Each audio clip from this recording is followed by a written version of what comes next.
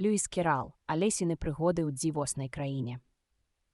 Пераклад Максім Шчур, за ўвагі Юрась Пацюпа. Аўдыякніга прачытана і адлюстравана з дапамогай штучнага інтэлекту. Льюіс Керал – гэта псеўданім, сапраўднае імя аўтара Чарльз Латвідж Доцан. Ён быў выкладчыкам матэматыкі ў каледжы Крайстчэрч у Оксфардзе. Доцан распачаў свой апавяд 4 ліпеня 1862 года, калі ў веславым чоўне выправіўся з Оксфарду ў вандроўку па Тэмзе разам з пастарам Робінсанам Даквартам, 10гадовай Эліс Лідэл, дачкой дэкана коледжу і ейнымі 2 сёстрамі, 13гадовай Ларынай і 8гадовай Ідыт. Як ясна вынікае з верша на пачатку кнігі, дзяўчаткі папрасілі Доцана расказаць ім казку, і ён спачатку неахвотна пачаў апавядаць ім першы варыянт гісторыі. Ува ўсім тэксце шмат прыхаваных адсылаў да 5 удзельнікаў паездкі. Сама кніга была ўрэшце апублікаваная ў 1865 годзе. Гэтая публікацыя – першае беларускамоўнае выданне Льюіса Керала ў кніжнай форме. Пераклад быў зроблены Максам Шчурам у 2001 годзе, упершыню надрукаваны ў 2002 годзе ў менскім часопісе «Арч» пад назвай «Алесіны прыгоды ў дзівоснай краіне» у рэдакцыі Юрася Пацюпы. Ну што ж, давайце далучымся да іх паездкі на чоўне. Погодним ранком золотым плывем мы на човне. Дзяўчатак тройца спакваля вяслуе ля-ля-не. І ўсе вандроўкай кіраваць стараюцца спраўней. Няўмольныя ў гэткі час у млосную спякоту. Давай ім казку выдумляй, прыдумалі работу. Аднак іх 3, а я 1, там спрачацца, што тут. Адна ўладаная пачаць заданне мне акрэсліць. Другая скажа ласкавей, каб болей не сянеціць. А потым трэцяя мой сказ пытаннямі завесіць. І слухаюць, а не крычаць, яны як пягадзе. Дзяўчынка марыў дзіўны край, трапляе раптам дзе. Размовы з птушкамі або жывёламі вядзе. Фонтан фантазіі маёй стаміўся і ўжо згас. Я іншым разам раскажу, прашу іх абы час. Не адпачну, а ўжо яны абвесцяць іншы раз. Вось так узнік аповед мой памалу па крысе. Як мудра гелісты ўзор, я сплю падзеі ўсе. Затихла казка, ціха ноч, ступае па расе. Алеся, казкі не забудь, мо зазірнеш калі. Маленства светлага ўспамін да сэрца прытулі. Як пілігрым засохлы квет з далёкае зямлі.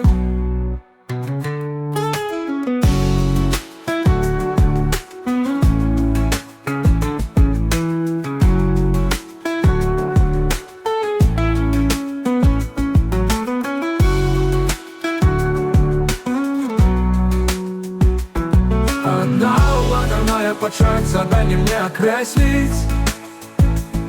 Другая скажа ласкавей, каб болей не сянеціць.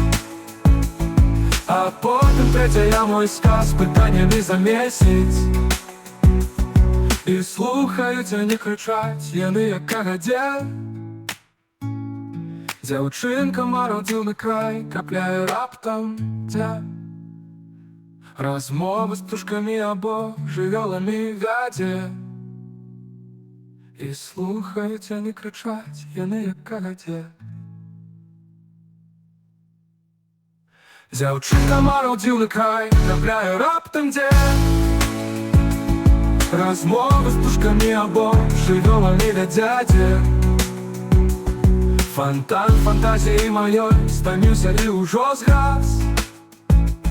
Я іншым разам раскажу, прашу іх абы час. Не адпачну, а ўжо яны абвесцяць іншы раз. Вось так узнік аповед мой памалу па крысе. Як мудра гелісты ўзор, я спеў падзеі ўсе. Затихла казка, тихо в ночь, ступая по росе. Олеся, казки не забудь, мо зазирнеш калі. Маленства святла ўспамін, да сэрца прытулі. Як пілігрым засохлы квет з далёкае зямлі. Олеся, казки не забудь, мо зазірнеш калі. Раздзел 1. Углыб трусінай нары. Алесі надакучыла сядзець пры беразе каля сваёй сястры і нічога не рабіць. Раз ці два яна зазірнула ў кнігу, якую чытала сястра, але там не было ні малюнкаў, ні гутарак. А чаго вартая кніга, падумала сабе Алеся, дзе няма ні малюнкаў, ні гутарак. Гэтак яна разважала. Хоць разважаць было нялёгка, бо гарачыня наганяла на яе сон і млявасць.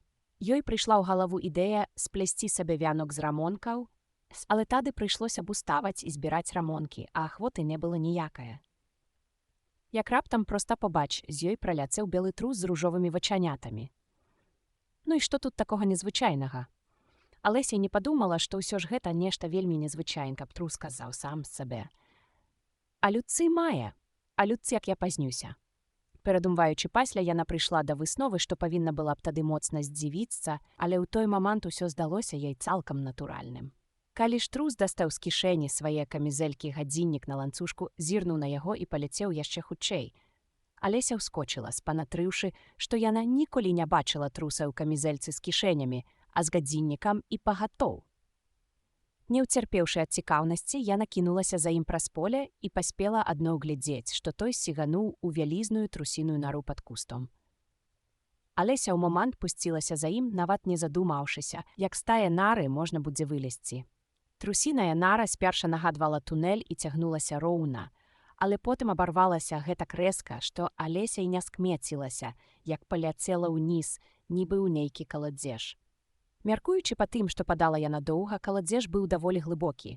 І ці то ён сапраўды быў вельмі глыбокі, ці то падала яна павольна, толькі ў яе было дастаткова часу на тое, каб разглядзецца і запытацца ў сябе, што ж мае быць далей. Найперш яна паспрабавала глянуць уніз і ўявіць, куды яна наагул кіруецца. Але ўнізе было занадта цёмна, каб хоць нешта разглядзець. Тады яна зірнула на бакі і заўважыла, што сценкі каладзежа абстаўленыя шамі і кніжнымі паліцамі. Дзе-нідзе віселі мапы і карціны. Летучы, яна схапіла з аднае паліцы слоік з цэтлікам апельсынавая мармеляда. Дарма. Ён быў пусцюткі. І ўсё ж Алеся не хацела ўпускаць той слоік, бо баялася забіць каго колечы ўнізе, а таму злаўчылася паставіць яго на нейкую іншую палічку. «Ну што ж», — сказала сама сабе Алеся, «пасля такога падзення мне не страшна зваліцца і са сходаў, якой адважнай мяне будуць лічыць усе нашыя. Нават калі прыйдзецца скаціцца з даху нашага дому, я і то не пікну. Што прайда, то праўда. Уніз, уніз, уніз. Няўжо гэтае спаданне ніколі не кончыцца?» «Цікава, колькі гэта ўжо міляў я праляцела», — прамавіла ў голас Алеся. «Я мушу цяпер знаходзіцца каля самюткага цэнтру зямлі. Трэба злічыць. Думаю, гэта якія 4000 міля ўніз. Алеся, як бачым, сёй-то ў школе засваіла». Праўда, тут быў не найлепшы момант для паказу сваіх ведаў, вакол не было нікагутка, хто б ёй чуй. Такой бяды патарэння маці вучэння. Так, нешта блізу таго. Тады незразумела, на якіх паралелі і мерыдыяне я цяпер падаю. Шчыра кажучы, Алеся не мела ніякага ўяўлення, што такое паралель альбо мерыдыян, але ёй падабалася вымаўляць такія складаныя і гожыя словы. Счакаўшы, яна пачала спачатку. «А што, калі я падаю скрозь зямлю? Як будзе цудоўна, калі я прылячу да людзей, што ходзяць галавамі ўніз. Здаецца, іх завуць антыпаты». Цяпер яна нават узрадавалася, што я і ніхтосенькі не пачуў, бо гучала гэта ніяк не надта слушна. «Ну, дык я мушу запытацца ў іх, як называецца тая краіна. Вы ж разумееце, спадарыня, калі ласка, гэта Новая Зеландыя. Ці Аўстралія?» І пад гэтыя словы яна паспрабавала пакланіцца. «Уявіце сабе, што вам прыходзіцца рабіць кніксэн, летучы ўніз. Думаеце, гэта ў вас выйшла б. Якое неадукаванае дзяўчо», падумае цётачка пасля такога пытання. «Не, пры такім разе не варта, мо там дзе будзе шыльда з пазначэннем, што гэта за краіна. Уніз, уніз, уніз». Раз не было чаго рабіць, Алеся зноў загаварыла сама з сабой. «Здаецца, Дайна моцна затужыць па мне сёння вечары. Дайна, гэта котка. Спадзяюся, яны не забудуцца наліць ёй з подачак малака пад вечар. Дайна, любачка, як бы мне хацелася, каб ты была тут разам са мной. У паветры мышэй няма. Але ж ты магла б злавіць кажана, яны, як вядома, такія падобныя да мышэй. Цікава, ці ядуць каты кажаны. І тут Алеся нібы пачала засынаць. Праз сон гаворачы сама з сабою. Ці ядуць каты кажаны? Ці ядуць каты кажаны? А часам, ці ядуць кажаны каты? Бачыце, калі адказу на нейкае пытанне няма, дык хіба істотна, якое слова ў ім ставіць раней, а якое пазней. Яна адчула, што сон змагае яе і пачала мроіць, як праходжаецца за руку з Дайнай, вельмі сур'ёзна пытаючыся. Дайна, скажы мне шчыра, ці каштавала ты, калі кажана? І тут раптам трэсь. Яна хлёпнулася на кучу галля й сухога лісця. Падзенне скончылася. Алеся не пабілася ні, таму адразу ўскочыла і глянула ўгору, але там было цёмна. Перад ёй паўстаў доўгі калідор. І белы трус яшчэ не зусім прапаў з вачэй, мільгануўшы ў яго канцы. Ні хвілі на роздум. Алеся памкнула, як вецер. Яна паспела пачуць, што, забягаючы за рог, трус сказаў: «Ай, вушкі мае, ай, вусікі, як я пазнюся!» Калі Алеся завярнула за рог, здавалася, трус блізка. Але раптам знік, а яна апынулася ў доўгім нізкім памяшканні, асветленым радачкам лямпаў, што звісалі з столі. Абапал стаялі дзверы, і ўсе замкнёныя. Алеся паспрабавала іх адчыніць і не змагла. Тады яна спынілася ў маркоце пасярэдзіне, не ведаючы, як ёй наагул адсюль выйсці. І тут ёй на вочы трапіўся маленькі трохногі столік з таўшчэзнага шкла. На ім нічога не было, акрамя тоненькага залатога ключыка. Алесі прыйшло ў галаву, што ён павінен падыходзіць да адных з дзвярэй. Аднак, на жаль, ці то замковыя шчыліны былі занадта вялікія, ці то ключ быў такі маленькі, але ён нічагутка не хацеў адмыкаць. Урэшце, абыходзячы ўсе дзверы па другім разе, яна наблізілася да карэнькае фіраначкі, якое не згледзела раней. Там хаваліся дзверцы цаляў на 15 у вышкі. Алеся паспрабавала ўставіць у замок маленькі залаты ключ, і на вялікую радасць ён падышоў. Алеся адамкнула дзверцы і ўбачыла, што вядуць яны ў маленечкі калідорчык, не большы за пацучыную нару. Яна ўкленчыла і углядзела на другім канцы калідорчыка сад, такі прыгожы, роўнага якому яна дагэтуль не бачыла. Як ёй адразу захацелася прэч з гэтага цёмнага памяшкання, ды пахадзіць сярод тых клюмбаў з зыркімі кветкамі, між тых прахалодных фантанаў. Аднак яна не магла прасунуць нават галаву ў прахон. Калі б мая галава і прайшла ў дзверы, падумала няшчасная Алеся, там з яе было б вельмі мала карысці без плечэй. О, як бы мне хацелася скласціся па-тэлескопнаму. Думаю, у мяне выйшла б, калі б толькі я ведала, з чаго трэба пачынаць. Бачыце, з ёй ужо адбылося гэтулькі дзівасаў, што нават пачало здавацца, быццам вельмі мала чаго ў свеце зусім не бывае. Чакаць каля маленькіх дзвярэй не было сэнсу. Таму яна вярнулася да стала, у цьмянай надзеі, знайсці на ім яшчэ адзін ключ, альбо прынамсі інструкцыю па складанні людзей па-тэлескопнаму. Але гэтым разам яна знайшла там маленькую бутэлечку, якой дагэтуль тут, пэўна, не было, сказала сабе Алеся. Да шыйкі якой быў прыкручаны папяровы цэтлік з ладнымі друкаванымі літарамі «Выпімяне». Ведама, лёгка сказаць «выпімяне», але маленькая мудрая Алеся не збіралася гэтага рабіць адразу. «Не, наперад я гляну, ці не напісана там, дзе атрута», сказала яна, бо яна чытала некалькі мілых апавяданнічкаў пра дзяцей, якія згарэлі ў агні, альбо якіх зжэрлі драпежнікі, ды і пра іншыя непрыемнасці, якія адбыліся адно таму, што дзеці не хацелі помніць простыя правілы, якім іх навучылі сябры. Прыкладам, да чырвані нагрэтая качарга можа вас апячы, калі вы будзеце трымаць яе задоўга. Альбо калі вы вельмі глыбока парэжаце сабе палец нажом, дык звычайна з'яўляецца кроў. І Алеся ніколі не забывалася, што калі выпіць зашмат з бутэлечкі з надпісам «Атрута», гэта амаль заўсёды будзе каштаваць вам жыцця, раней ці пазней. Так ці інакш, на гэтай бутэлечцы не было надпісу «Атрута», і Алеся наважылася паспытаць, што ёй і смак змесціва выявіўся вельмі прыемным. На смак гэта было як мяшанка вішнёвага пірага, бялковага крэму, ананаса, печанага індыка, ляндрынак і падсмажанага на масле хлеба. Алеся сама не заўважыла, як выпіла. «Што за дзіўнае адчуванне», сказала Алеся.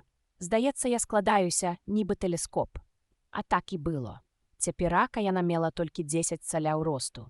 Яе тварык зазяў радасцю ад думкі, што цяпер яна можа ўвайсці праз маленькія дзверцы ў той прыгожы сад. Аднак перадусім яна чакала, каб паглядзець, ці не будзе яна меншаць далей, нават крыху нервуючыся з гэтай прычыны. Бо гэта ж можа скончыцца тым, вы разумееце, што я зусім знікну, растану, як свечка. Цікава, да чаго я стала б тады падобная. Яна паспрабавала ўявіць сабе, як выглядае агеньчык свечкі пасля таго, як яе задзьмулі, але не ўспомніла, каб калі што такое бачыла. Праз які час, упэўніўшы, што нічога больш не адбываецца, яна надумала пайсці ў сад. Бедная Алеся. Падышоўшы да дзвярцоў, яна ўспомніла, што забылася на залаты ключык, а калі вярнулася да стала, каб узяць яго, убачыла, што не можа да яго дацягнуцца. Алеся добра бачыла яго праз шкло. Яна зрабіла ўсё, што можна, каб ускараскацца на адну з ножак стала, але ножка была занадта коўская. Знеможыўшыся ад марных высілкаў, бедненькая малюпатка села і заплакала. «Годзе, няма сэнсу гэтак плакаць», – загадала сабе Алеся. «Раю табе, каб ты перастала зараз жа». Звычайна яна давала сабе вельмі добрыя парады, хоць даволі рэдка іх слухалася. А калі-нікалі дык і шчыкала сябе так жорстка, што слёзы з'яўляліся ўваччу. Яна помніла, якраз спрабавала накруціць самой сабе вуха за тое, што змахлявала падчас гульні ў кракет, сама ж супраць сябе. Гэтая прыдума вельмі любіла ўдаваць з сябе адразу дзвюх асоб. Аднак цяпер не да таго, падумала бедная Алеся, каб удаваць з сябе дзвюх розных асоб. Які ў гэтым сэнс, калі ад мяне засталася так мала, што ціна збіраецца і на адну сапраўдную асобу. Тут яе пагляд запыніўся на маленькай шкляной скрыначцы, што валялася пад сталам. Алеся адчыніла яе, а ўсярэдзіне ляжа малюсенькі піражок, на якім крэмам было напісана «З'еш мяне». «Добра, я яго з'ем», – сказала Алеся. «І калі ад гэтага пабольшаю, тады змагу дастаць ключык, а калі паменшаю, тады пралезу пад дзвярыма. Так ці гэтак я патраплю ў сад.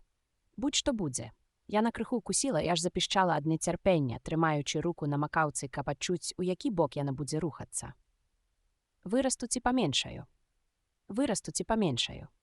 Як жа яна здзівілася, калі рост застаўся той самы. Хоць пэўна ж, яно так і бывае, калі нехта з'есць кавалачак пірага. Аднак Алеся гэтак звыкла да дзівосных здарэнняў, што калі рэчы ішлі сваім ходам, гэта яе нават засмучала. Гэтак яна ўзялася за працу і вельмі борзда дакончыла пірог. Раздзел 2. Копанка, поўная слёз. «Ой, усё дзівосіцца і дзівосіцца», – крычала Алеся. Яна гэтак здзівілася, што на хвілю пераблытала ўсе словы на свеце. «Цяпер я раскладаюся, нібы найвялікшы ў свеце тэлескоп. Бывайце, ногі». Калі яна зірнула на свае ногі, іх было амаль не відаць, гэтак яны аддаліліся. «Бедныя мае ножачкі, хто ж цяпер будзе вас абуваць, нацягваць на вас панчошкі, мае любыя? Пэўна, што я не змагу гэта рабіць. Я буду вельмі далёка, каб мець сабе клопат аб вас. Вы мусіце самі даваць сабе рады, калі зможаце». «Аднак трэба быць дабрэйшай з імі», – падумала Алеся.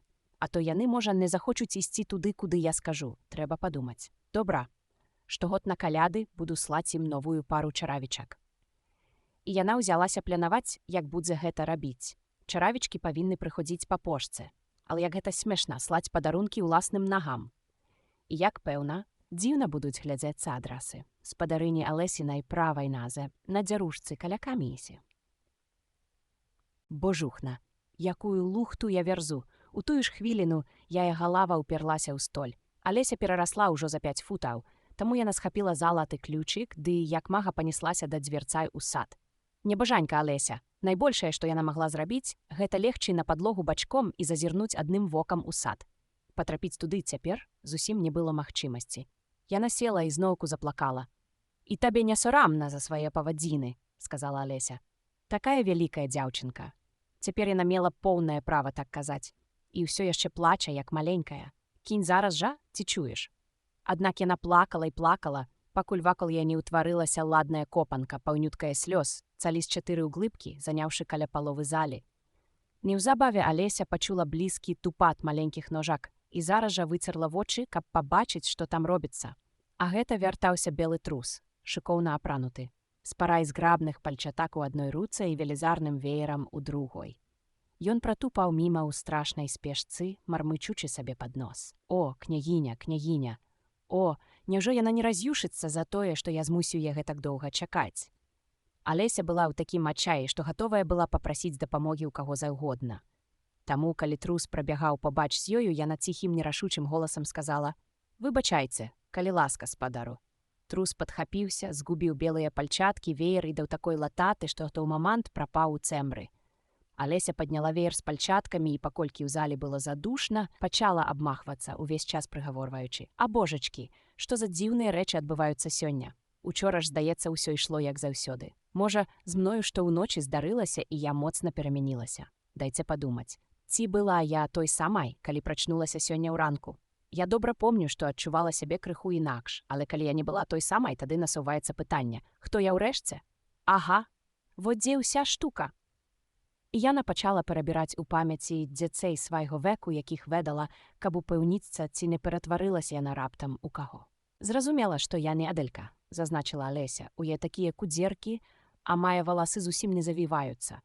Іпна, што я не Бася, бо ведаю усякую усячыну, а яна амаль нічагусенькі. Апрачы таго, яна гэта яна, а я гэта я. Божа мой, Божа. Як усё складана. Трэба спраўдзіць, ці ведаю я тое, што раней ведала. Паглядзімо. 4 на 5 – 12, 4 на 6 – 13, а 4 на 7. О, божухна, гэта гёліні дайду да 20. Вяроўка яе бяры гэтую табліцу множання. Паспрабуем геаграфію. Лондан – гэта сталіца Парыжу, а Парыж – гэта сталіца Рыму. А Рым? О не, усё зусім не так, я ўпэўненая. Даль Бог, я ператварылася ў Басю. Паспрабую прачытаць, што на памяць. Не сядзіцца ў. Яна скрыжавала рукі перад сабой, быццам адказвала заданне і пачала паўтараць вершык. Аднак голас яе гучаў нязвыкла, хрыпата, а словы выхадзілі не так, як звычайна.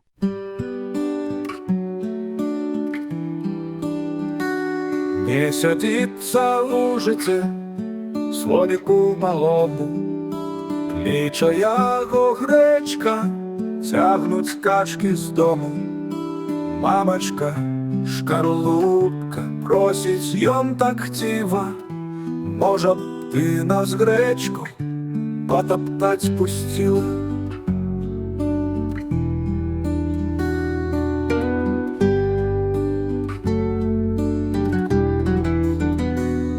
Не сядзіцца лужыце, слоніку малому, кліча яго грэчка, цягнуць качкі з дому. Мамачка, шкарлупка, просіць ён так хціва, можа б ты нас грэчку патаптаць пусціла.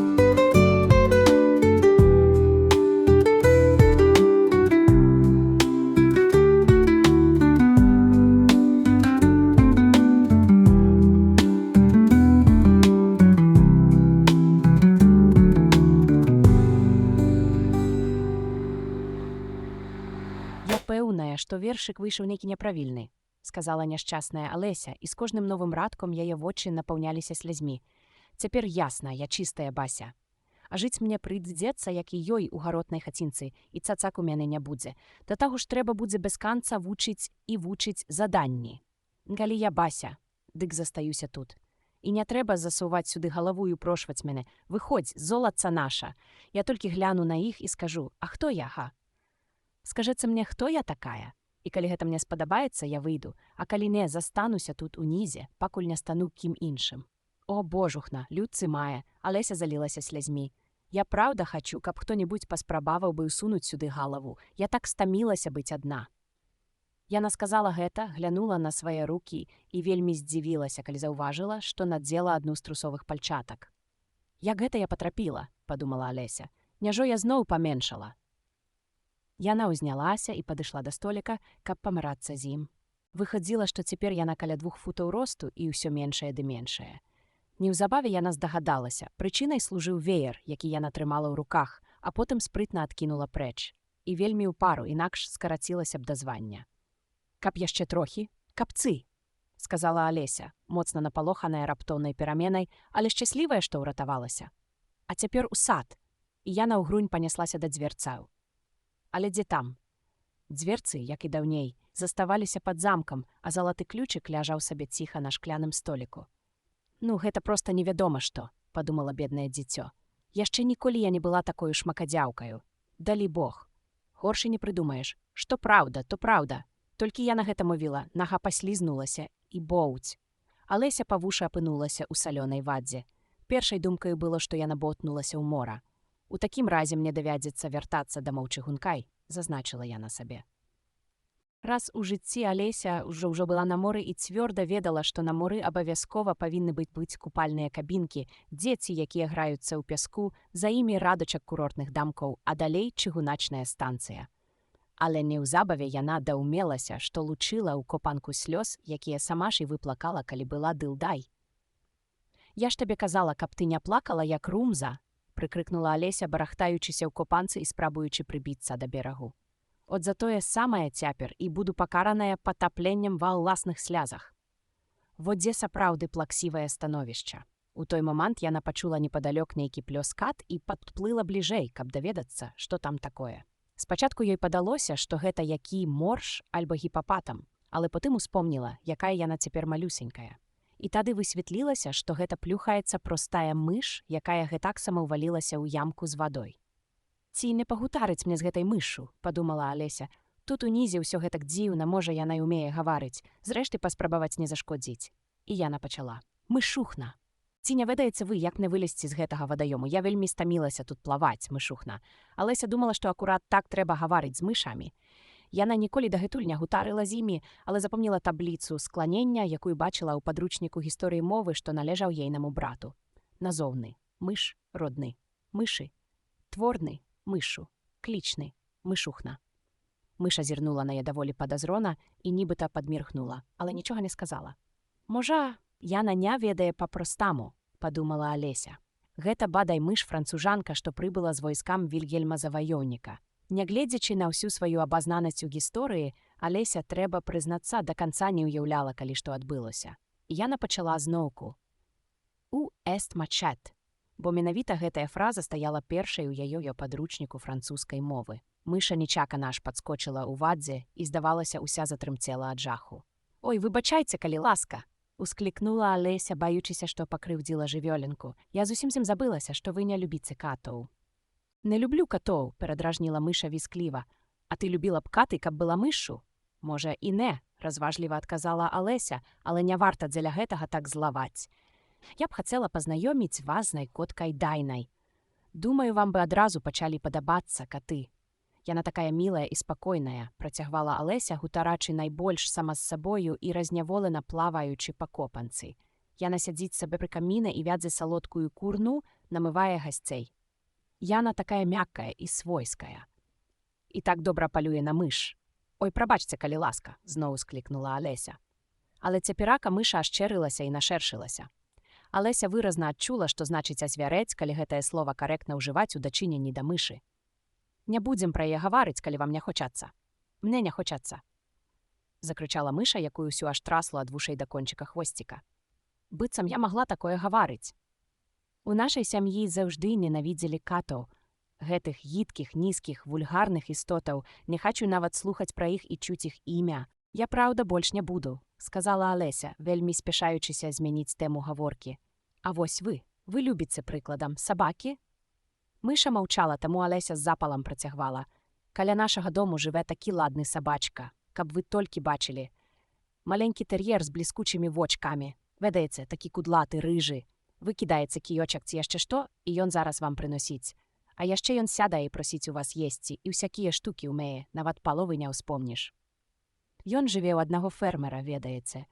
А той мне нахваліцца, кажа, што ён каштуе цэлыя 100 фунтаў, і быццам ён усіх пацукоў. І божа мой, божа!» — закрычала Алеся ў распачы.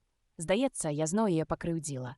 А мыша ўцякала, з усяе сілы перабіраючы лапкамі ў вадзе так, што хвалі пайшлі. Тады Алеся пяшчотненька гукнула ўслед. «Мышуля, любенькая, вельмі прашу вас, вярнецеся. Мы не будзем успамінаць ні пра катаў, ні пра сабак, раз яны вам так не даспадобы».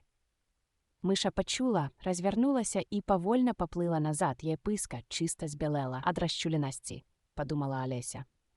Ціхім дрыготкім голасам мыша прамовіла: «Рушма да берагу, а там я раскажу табе маю гісторыю. Ты зразумееш, чаму я гэтак ненавіджу каты і сабакі. Быў самы час выпраўляцца ў дарогу, бо ў копанку нападала столькі розных птушак і звяркаў, што там стала ўжо не прапіхнуцца. Там былі гогаль, дода, папугай, арлянё і яшчэ колькі дзіўных істот. Алеся ўзяла рэй, і кампанія рушыла да берагу. Раздзел 3. Перадвыбарная гонка і гісторыя з сумным канцом. Кампанія, што згрудзілася пры беразе, выглядала вельмі несамавіта. Пер'е ў птушак завызгалася, на звярах пазліпалася поўсць. З усіх капала, цякло. Усе таўкліся і калаціліся ад холаду. Першым пытаннем, ведама, было, каб дзе каб сохнуць. Пачалі радзіцца. І ўжо за колькі хвілін Алеся галёкала са сваімі суседзямі так, як быццам яна ведала іх усё жыццё. Яна нават уступіла ў працяглую спрэчку з папугайчыкам, які ўрэшце насупіўся і прамовіў: «Я за цябе старэйшы, і мне лепш ведаць». Алеся не пагаджалася, бо не ведала, колькі папугайчыку гадоў. А раз ён рашуча адмаўляўся называць свае гады, няма чаго і спрачацца. Нарэшце мыша, якую хіба ўсе тут паважалі, заклікала: «Сядьце і паслухайце сюды. Я магу лёгка і проста вас высушыць». Усе адразу ж абселі мышу. Алеся не зводзіла з яе вачэй, бо ведала: калі толькі не абсохнуць зараз жа пасля таго, як намокнеш, абавязкова моцна расхварэешся. «Кахі-кахі», – паважна адкашлялася мыша. «Вы гатовыя? Я раскажу вам самую асушальную гісторыю з усіх мне вядомых. Цысь, будьце ласкавыя». Вільгельм Заваёўнік, чыё чало блаславіў пантыфік, неўзабаве падпарадкаваў сабе англасаксаў, якім бракавала дастойных правадыраў і якія спрадвеку звыкліся раўнадушна ўспрымаць узурпацыю ўлады і захопы чужых уладанняў. Эдвін, эрл Мерсіі і Моркар, эрл Нартумбрыі. «Бррр», – застукаў зубамі папугайчык. «Выбачайце, што вы сказалі». Строга, але падкрэслена ветліва запыталася мыша. «Вы нешта сказалі? Я? Ды я і дзюбы не разяваў», – запратэставаў папугайчык. «А мне здалося, вы нешта сказалі», – паўтарыла мыша. «Дык я працягваю. Эдвін, эрл Мерсіі і Моркар, эрл Нартумбрыі прысягнулі яму, і нават Стыгант, славуты сваёй любою да мілае бацькаўшчыны арцыбіскуп Кентэрберыйскі, знайшоў гэта годным». «Знайшоў што?» – спытаўся Гогаль. «Знайшоў гэта», – адказала мыша, моцна разлавашыся. «Вы павінны ведаць, што значыць гэта». «Я якраз такі выдатна ведаю, што значыць гэта». «Калі я што знаходжу, – сказаў Гогаль, – дык яно звычайна альбо жабка, альбо чарвяк. А што арцыбіскуп знайшоў?» Мыша пусціла яго пытанне між вушамі і не без спешкі працягвала. «Знайшоў гэта годным. Разам з Эдгарам Ателінгам ён выступіў насустрач Вільгельму і прапанаваў яму карону Англіі. Вільгельм на пачатку праяўляў стрыманасць, але нахабства яго нарманаў. Як вам цяпер, любачка мая?» – працягвала яна, павярнуўшыся да Алесі. «Сохнецца?»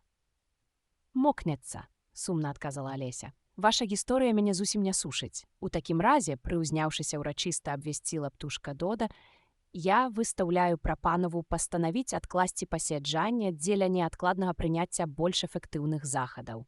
«Гаварэце па-нашаму», – зрабіла заўвагу Арляню. «Я не разумею і паловы гэтых доўгіх слоў. Зрэшты, не думаю, што вы іх і сама разумееце». І Арляня ўнюрыла галаву ў плечы, каб схаваць усмешку. А некаторыя з птушак адкрыта засмяяліся. «Я збіралася сказаць», – пакрыўджана заявіла птушка Дода, «што найлепшы спосаб высушыцца – перадвыбарная гонка». «А што такое перадвыбарная гонка?» – спыталася Алеся. Не тое, каб ёй рупіла ведаць гэта, але птушка Дода зрабіла такую паўзу, быццам нехта нешта мусіць дадаць. А дадаваць ніхто не збіраўся. «Ну што ж», – сказала птушка Дода, – «найлепш зразумець – гэта ўзяць удзел у гонцы. Можа, і вам закарцэла ўзяць удзел. Тады я раскажу, як гэта рабіла птушка Дода». Спачатку яна намалявала бегавую трасу, нешта накшталт кола. Дакладная форма не абавязковая. Махнула яна куртатым крылцам. Тады размясціла ўсю грамаду па крузе. Ніхто не камандаваў: «Раз, два, тры, бяжы!» Усе пачыналі, калі хацелі, і спыняліся, калі хацелі. Цяжка было зразумець, калі гонка скончылася, аднак за паўгадзіны усе досыць такія абсохлі. Птушка Дода раптам крыкнула: «Гонка скончаная!» І ўсе скупіліся вакол яе. Задыханая пытае, хто перамог. Каб адказаць на гэтае пытанне, птушка Дода глыбака задумалася, прыклаўшы адзін палец да лоба, пастава, у якой зазвычай малююць Шекспіра. Астатнія тым часам чакалі ў поўнай цішыні. Нарэшце птушка Дода вымавіла: «Перамаглі ўсе, і кожны мусіць атрымаць прыз». «А хто будзе раздаваць?» – запыталіся ўсе амаль хорам. «Яна! Хто ж яшчэ?» – адказала птушка Дода, паказваючы на Алесю пальцам, і ўся кампанія абступіла яе, бязладна крычучы: «Прызы давай! Давай прызы!» Алеся не мела ніякага ўяўлення, што рабіць. З роспачы яна засунула руку ў кішэнь і выцягнула адтуль бляшанку цукатаў. На шчасце, салёная вада ў скрынку не папала і раздала іх. Кожнаму дасталося акурат па ляндрынцы. «Але ж яна і сама павінна атрымаць прыз», – заўважыла мыша. «Ведама», – адразу пацвердзіла птушка Дода. «Што яшчэ маецца ў цябе ў кішэні?» – звярнулася яна да Алесі. «Толькі на парстак», – разгубілася Алеся. «Перадай яго мне», – загадала птушка Дода. Усе зноўку абступілі Алесю, тым часам птушка Дода ўрачыста падала на парстак і мовіла: «Мы маем гонар прасіць вас ласкава прыняць гэты элегантны напарстак. Як толькі яна скончыла сваю кароткую прамову, кампанія запляскала ў далоні і закрычала «Ура!». Алесі гэты рытуал падаўся даволі бязглуздым, але ўсе выглядалі гэтак сур'ёзна, што яна не наважылася засмяяцца. Дзяўчынка не ведала, як падзякаваць, і проста ўзяла на парстак, пакланішыся як мага ўрачысцей. Далей пачалося паяданне цукерак. Гэта, дарэчы, выклікала гоман і гармідар. Вялікія птушкі скардзіліся, што не паспелі расмакавацца, а маленькія паперхнуліся і ім давялося стукаць у плечы. Нарэшце тлум скончыўся, усе расселіся ў кола ды пачалі ўпрошваць мышу расказаць яшчэ што. «Вы абяцалі расказаць сваю гісторыю. Помніце», — нагадала Алеся. «І чаму вы так ненавідзіце КСС?» — дадала яна шэптам, баючыся, каб мыша зноў не пакрыўдзілася. «Мая песня вельмі доўгая і сумная, як мой хвост», — уздыхнула мыша, паварочваючыся да Алесі. «Так, гэта будзе доўгая песня», — пагадзілася Алеся, пазіраючы на мышын хвост. «Але чаму сумная, як хвост?» І пакуль мыша расказвала, дзяўчынка ўсё думала пра гэты хвост, і ўвесь мышын апавет у яе ў галаве выстройваўся вось так. Кот сказал мышаняці, ім, спаткаўшыся ў хаце, запрашаю цябе яна, працэс над табой. Мы судзіцца павінны гэта, брацінік пільны ў мяне сёння зрунку адпавед на настрой. А ў адказ мышанятка такі, суд з вами, брат, каб без суддзі і прысяжных. Я не стану цярпець, я суддзя і прысяжны. Кажа хлус гэты важны, і цябе сваёй лапай выракую на смерць. Мяу-ау, я спяваю, і цябе я з'ядаю. Я суддзя, я прысяжны, з'ем цябе я, будь уважны.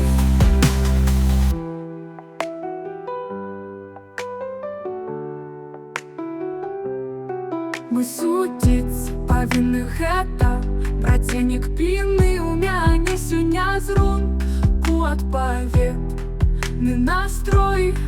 А ў адказ мы шанятка такі, суд з вами, брат, каб без суддзі і прысяжных, я не стану цярпець, я суддзя і прысяжны. Кажа хлус гэты важны, і цябе сваёй лапай выракую на смерць. Мяу-вау, я спяваю, і цябе я з'ядаю. Я суддзя, я прысяжны, з'ем цябе я, будь уважны.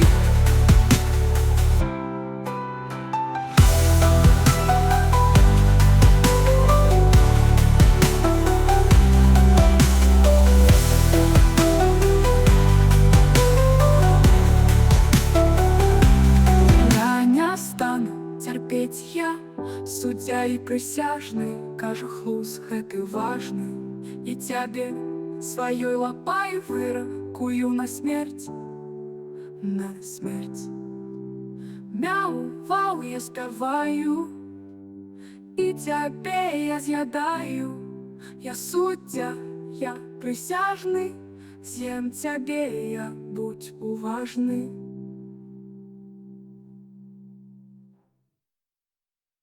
«Ты мяне не слухаеш», — строгім піскам заўважыла Алесі мыша.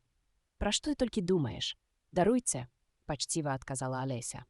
«Вы расказалі якраз да 5-га згібу, так? Ніякіх згібаў мая гісторыя не мае», — запінаючыся ад злосці, прапішчала мыша. «Як гэта не мае, калі я чула вашы словы?» — усклікнула Алеся, якую заўсёды абурала няпраўда. «Калі вы дазволіце, я нават магу прыгадаць вашы апошнія словы. Табе і так, відаць, зашмат усяго дазвалялася». Віскнула мыша і рашуча рушыла ўпрочкі. «Ты зневажаеш мяне сваімі бязглуздымі выказваннямі. Я не гэта мела на ўвазе», — пачала апраўдвацца бедная Алеся. «Вас так лёгка пакрыўдзіць». Мыша толькі буркнула нешта ў адказ. «Калі ласка, вярнецеся і раскажэце вашую гісторыю да канца», — закрычала на ўздагон Алеся. Астатнія далучыліся да яе просячы хорам. «Так, зрабеце ласку». Але мыша толькі разлавана пакруціла галавой і прыспешыла крок. «Як шкада, што яна не хоча застацца», — уздыхнуў папугайчык, як толькі мыша прапала з вачэй. А старая крабіха скарыстала нагоду, каб павучыць сваю дачку. «Вось, даражэнькая, глядзі і запамінай, трэба заўжды трымаць сябе ў руках. А яшчэ важней трымаць язык за зубамі», — не змаўчала ёй маладая крабоўна. «Ваша вечнае каньканне і вустрыцу выведзе з сябе. Каб зараз сюды нашую дайну, во было б добра», — уздыхнула Алеся, не звяртаючыся ні да кога ў прыватнасці. Яна бу моманта яе прывалакла назад. «А хто такая дайна? Ці можна даведацца?» — пацікавіўся папугайчык. Алеся падбадзёрылася, бо заўсёды ахвотна гаварыла пра сваю сяброўку. «Гэта нашая котка. Яна так ловіць мышы, вы не уяўляеце. А каб вы бачылі, як яна птушак падпільноўвае. Ды што там, любую птушку яна з'ядае адным заседам». Гэтыя словы моцна ўзрушылі слухачоў. Некаторыя з птушак далі лататы. Старая сарока пачала спешна збіраць манаткі, прыгаворваючы: «Мне трэба як мага хутчэй да хаты. Начное паветра шкодзіць майму горлу». А канарэйка дрохкім голасам гукнула дзеткам: «Хутчэй, мае любыя, па распадкі». Пад усялякімі прычынамі яны ціхенька пазнікалі хто куды, і Алеся засталася адна. «Не варта было ўспамінаць пра дайну», — скрушна зазначыла Алеся. «Здаецца, не надта яе тут любяць, але ж лепшай коткі ў свеце няма. Ах, дайна мая, любачка, ці пабачу я цябе калі».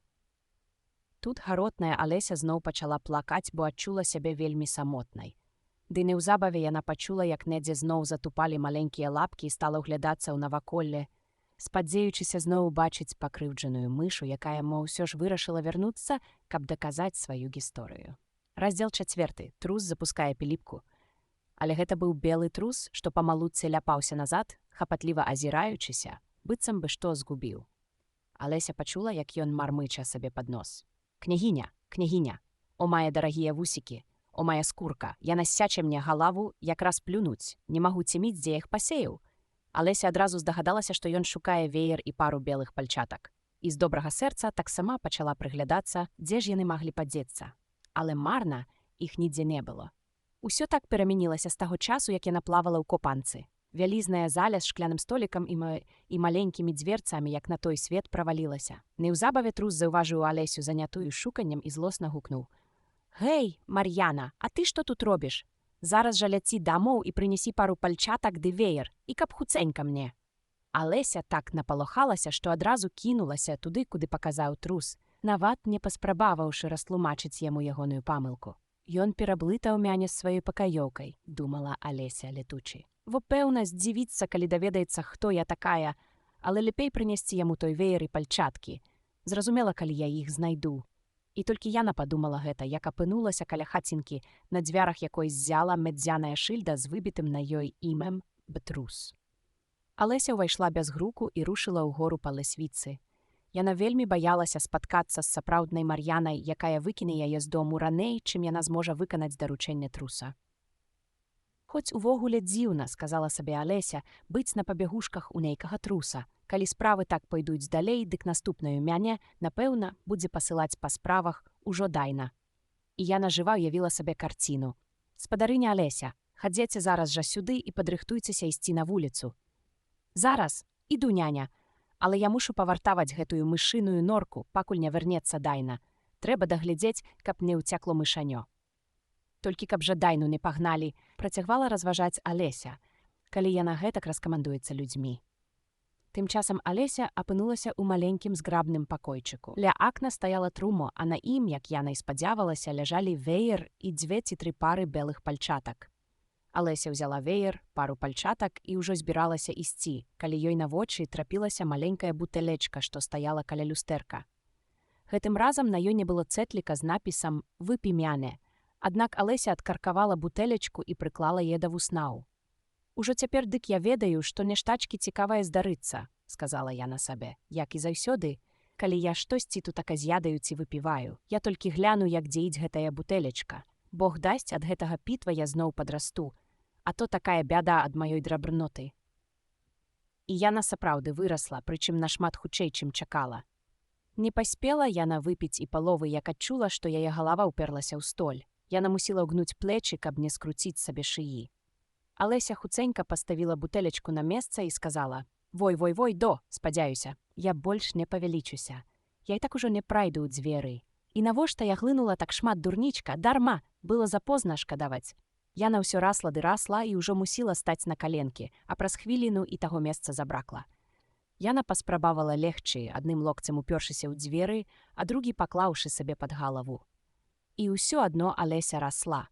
Апошняе, што яна магла зрабіць, гэта высунуць адну руку ў акно, а нагу ў камін, толькі і сказаўшы сабе: «Усё, далей ужо няма куды.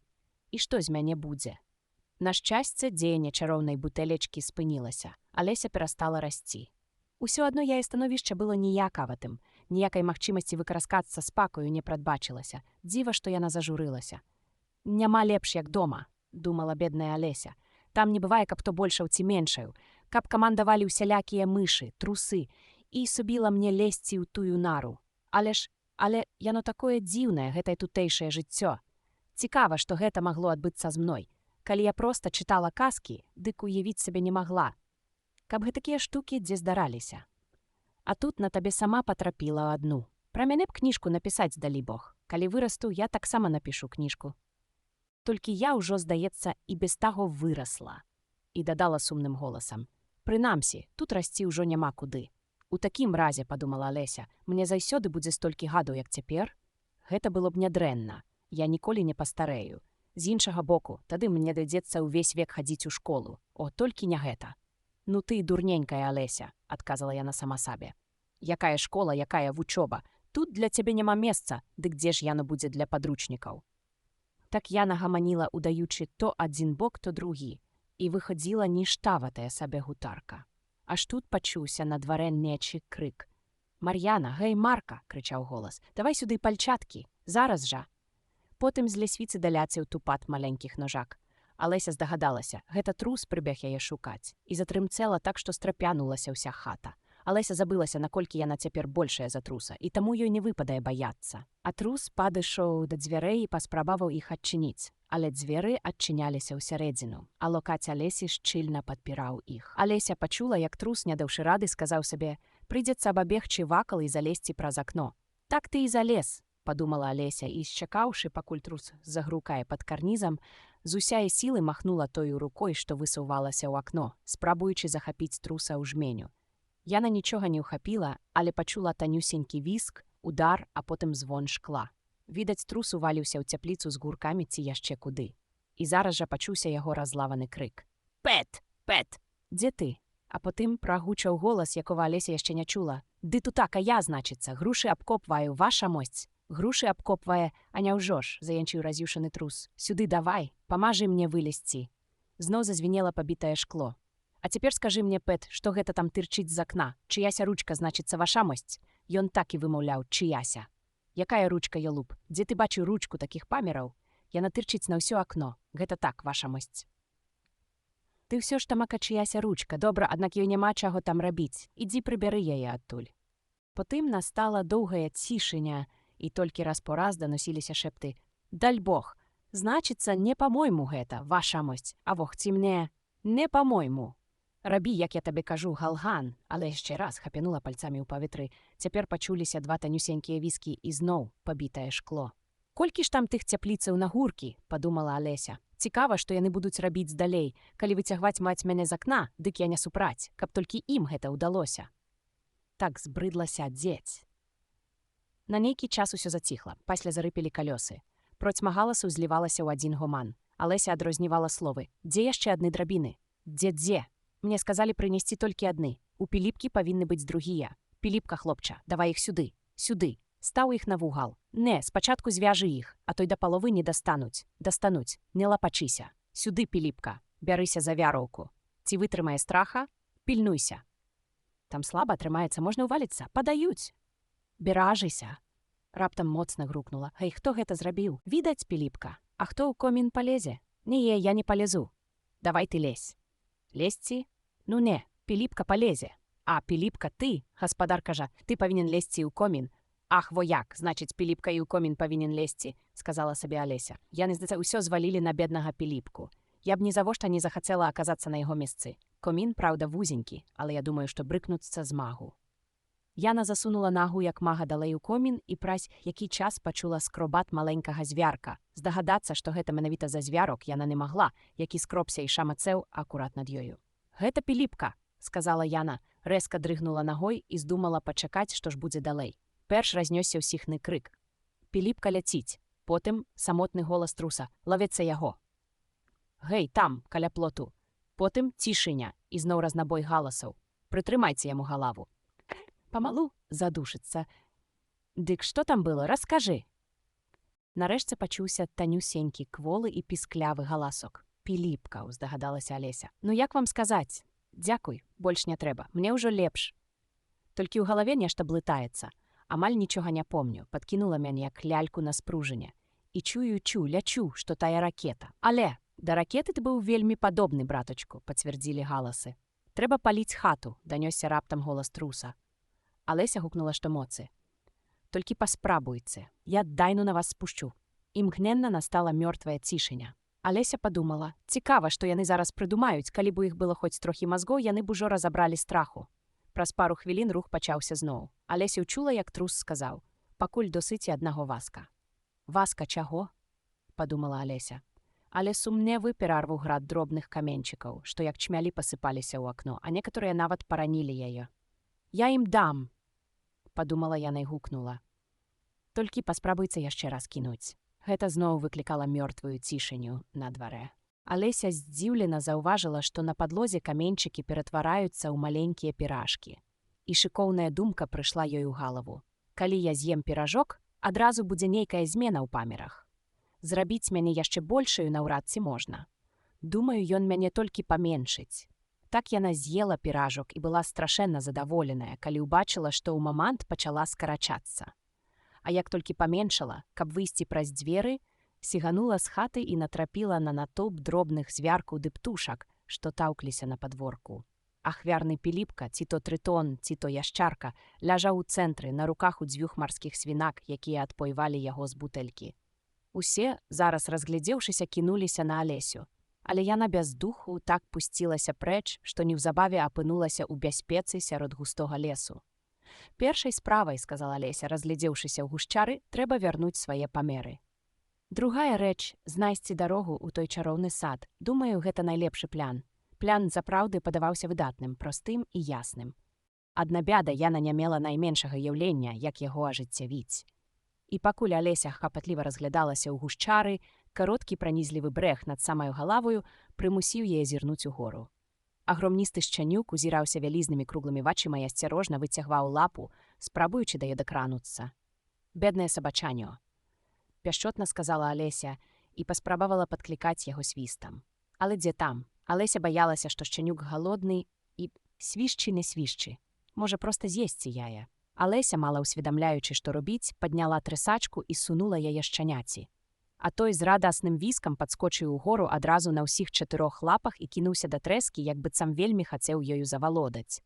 Тады Алеся матлянулася за куст чартапалоху, каб шчанюк яе не растаптаў. І калі яна апынулася па той бок куста, шчанюк зноў кінуўся да трэскі, закідваючы ногі за вушы, каб хутчэй яе ўхапіць.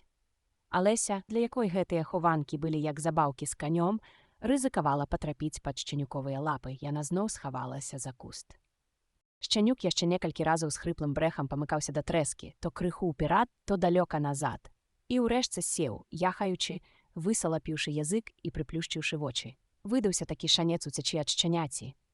Алеся наважылася і пабегла, аж пакуль не стамілася і спынілася набрацца духу, а брэх не сціхаў далечыні.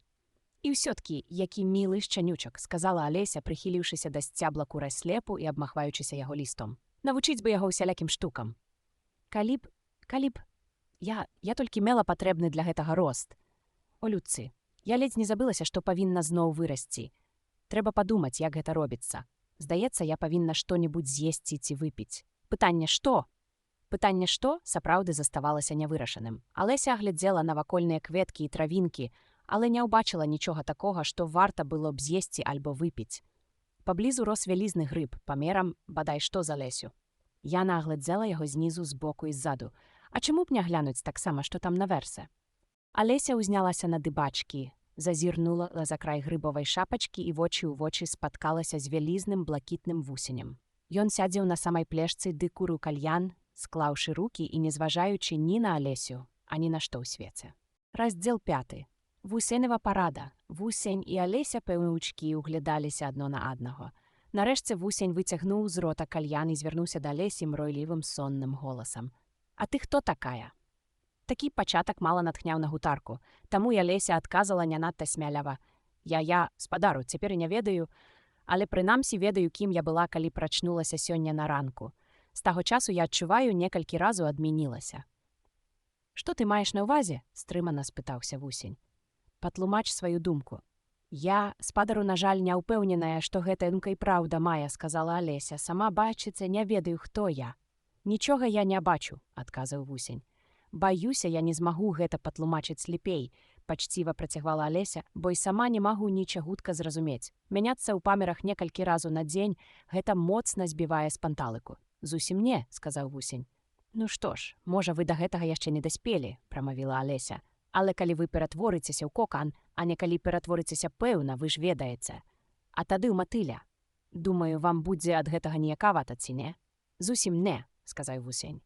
«Добра, можа, вы адчуваеце інакш», – сказала Алеся. «Толькі я ведаю, што мне ад гэтага было крыху ніякавата». «Табе?» – кінуў вусень фанаберыста. «А хто ты такая?» Гэта вяртала іх да стану на пачатак гутаркі. Алеся адчула лёгкае раздражненне ад занадта ж лаканічных вусеневых заўваг, таму прыняла велічную позу і дэкляравала. «Я мяркую, што перш вы мусіце сказаць мне, кім вы ёсць». «Навошта?» – здзівіўся вусень. Гэта было яшчэ адно складанае пытанне. І раз Алесі не прыйшло ў галаву добрага адказу, а вусень, здавалася, быў зусім не ў гуморы, яна павярнулася і пайшла прэч. «Вярніся», – гукнуў яе вусень. «Я мушу сказаць табе нешта вельмі важнае». Гэта гучала шматабяцальна, Алеся вярнулася. «Трэба быць ураўнаважанай», – сказаў вусень. «І гэта ўсё?» – спытала Алеся, спрабуючы ўтаймаваць сваю злосць. «Не», – адказаў вусень. Алеся падумала, можна і пачакаць, балазію няма чаго асабліва рабіць, а раптам вусень скажа нешта вартае. Некалькі хвілін той пыхкаў кальянам у поўным маўчанні. Урэшце ён разняў складзены на жываце руніў з рота кальян і пачаў. «Дык ты думаеш, што перамянілася так?» «Баюся, што так, спадару», – сказала Алеся. «Я не магу успомніць таго, што заўжды дагэтуль помніла. Апроча таго не праходзіць і 10 хвілін, як я мяняюся ў росце». «Успомніць чаго?» – удакладніў вусень. «Прыкладам, я спрабавала чытаць вершык «Не сядзіцца ў хатце», але выйшла зусім не тое», – засмучана адказала Алеся. «Прачытай тады бацьку Ільяма», – парадзіў вусень. Алеся склала на грудзях рукі і пачала. «Бацька Ільям, ты вельмі глыбокі, стары, так сказаў маладзён, дык навошта? Цэлы дзень ты нагамі стаіш да гары, адкажы мне, якім гэта коштам?» У сваёй маладосці стары адказаў, я на думкі не траціў ні глузда. І цудоўную здольнасць стаяць я прыдбаў, бо заўжды у галаве маёй пуста. Ты стары чалавек, я пра гэта казаў, да таго ж ты уеўшыся сыты. Але тут ля дзвярэй сальта мне паказаў, і адкуль у цябе столькі спрыту. Як я быў малады, сівізною затрос, мудры бацька, я быў вельмі порсткі. Націрацца купіў мазі дзіўнае воз, я за шылінг ці даць табе трошкі. Ты стары, кажа сын, апроч тушчу усе мусяць стравы давацца нялёгка. Ды з касцямі і дзюбай з'ядаеш гусей, ты зараз не змігнуўшы і вокам. З тваёй маткай быў час, то яму адказаў, я судзіцца не страчваў нагоды. І ў прамовах я сківіцам сілу прыдбаў, тая сіла са мной назаўсёды.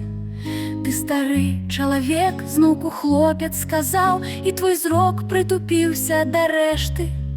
Ды на носе ты здольны трымаць ментуза, адкуль спрытнасці столькі бярэш ты. Я ўжо тройчы табе, сыне мой, даў адказ, мой у той ці не будзе на сёння. Не магу гэтак шмат гаварыць я зараз, прэч адсюль, а то скіну са сходняў.